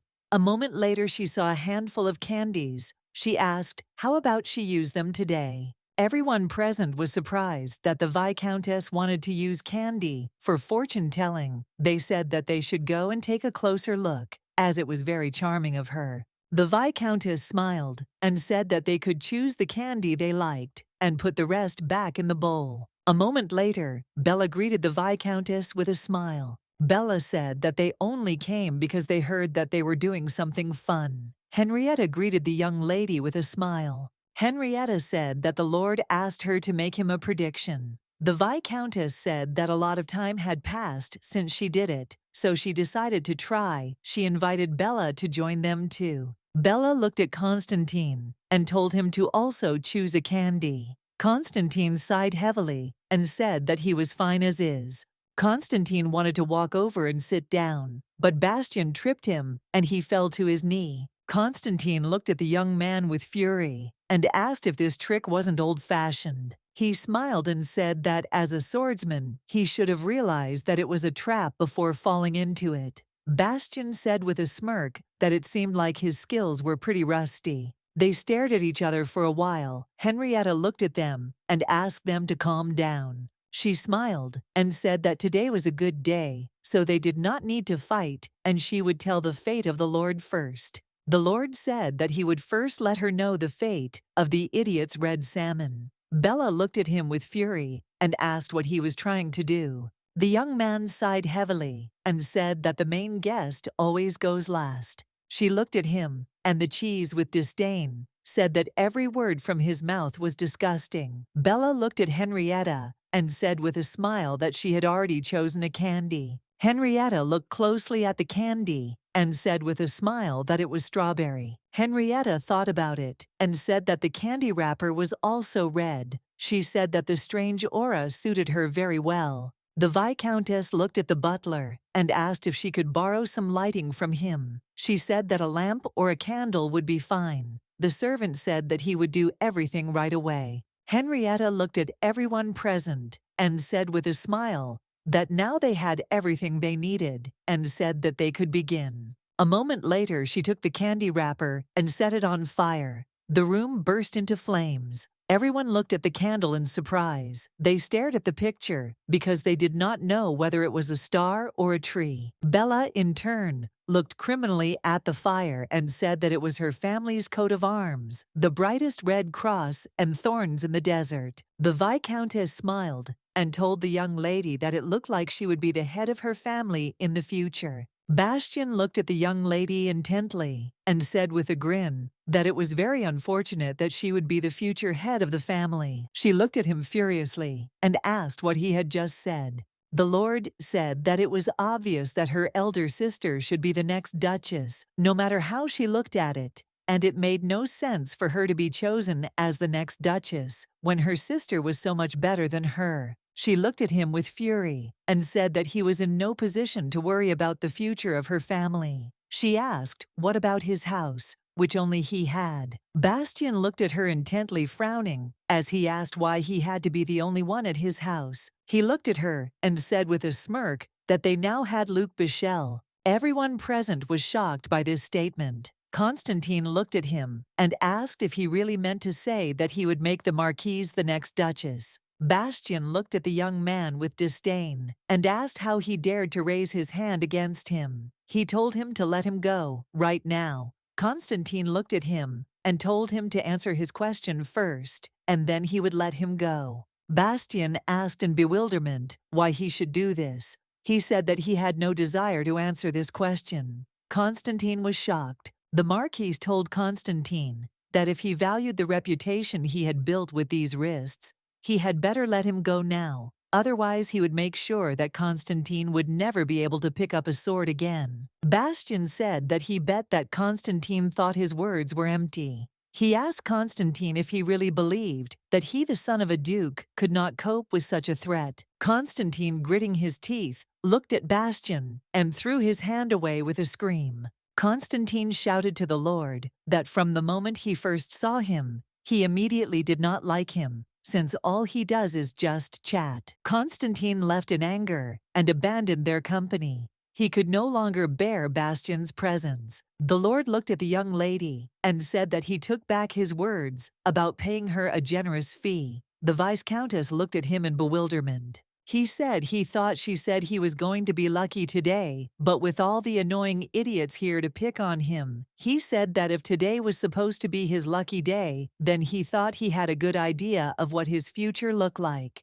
The young lady laughed quietly, for she thought he had brought this upon himself. She looked at him and said with a smile that everything was just beginning, and that there was a long and beautiful night ahead. She said that perhaps her abacus was not the same as it used to be, but her ability was simply to predict fate, and it still worked. She looked at him and asked if he could pass her the candy he had chosen. They sat in silence for a while, looking at each other. The young lady looked at him and asked if he could pass her some candy. Bastion sighed heavily and said that he felt like he had wasted his time on a pointless scheme. He asked if she was sure she could do it. Henrietta smiled and said that she was, of course, confident in her abilities, and also asked if he had chosen the candy. A moment later, he handed them a purple candy, and Henrietta smiled. He smiled and said that he chose this particular candy because it was the same color as his wife's eyes. The Viscountess was completely pleased,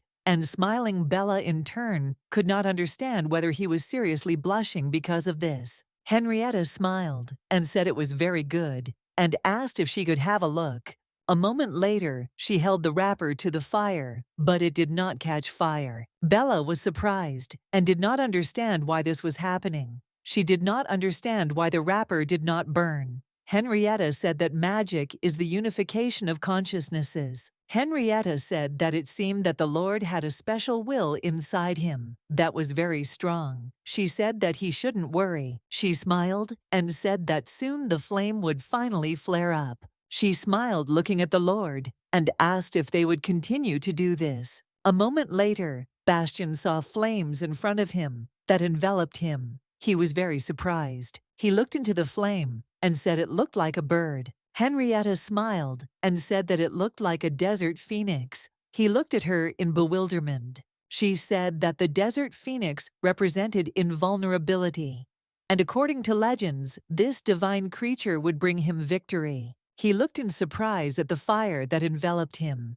and the bird, and Wednesday looked at him and asked if he was really worried about his wife. Now she understood why he had been so sensitive all evening. Henrietta looked at him and said that the Marquise had never lost, and she would win again this time. A moment later the flames died down, and the bird flew away. Luke came into the room and said with a smile that, of course, she would win. Everyone looked at the Marquise in surprise. She looked at them with a smile and said that she was a little late. Bastion, in turn, could not take his eyes off his beautiful wife, who was heading towards him. A moment later, he changed and became like a devoted puppy. He called her with a smile. He smiled and told her not to move, as he would come to her himself. He smiled and said with embarrassment that he had almost gone crazy because he missed her so much. The young lady smiled and apologized. She said that it takes a long time to put on this uniform. He smiled and said that, as he always says, he wouldn't mind waiting forever to see her. He said that she looked especially lovely today. The young lady looked at her husband and asked if he danced well.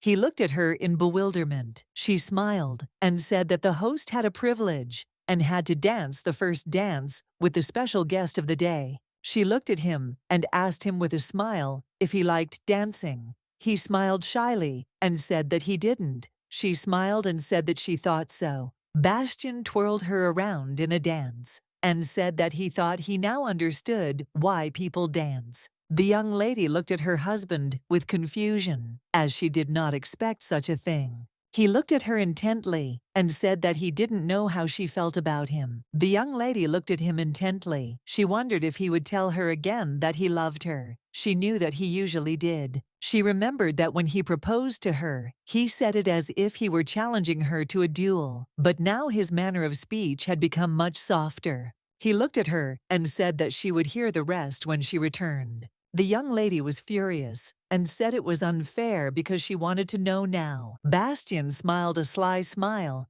and asked if she was curious. He kissed her hand tenderly and said that she should return safely to hear the rest. He tenderly said that he would wait for her here. The young lady looked at him intently. She was very embarrassed. The Archduke, in turn, watched them closely. He was angry, and he did not like what he saw at all.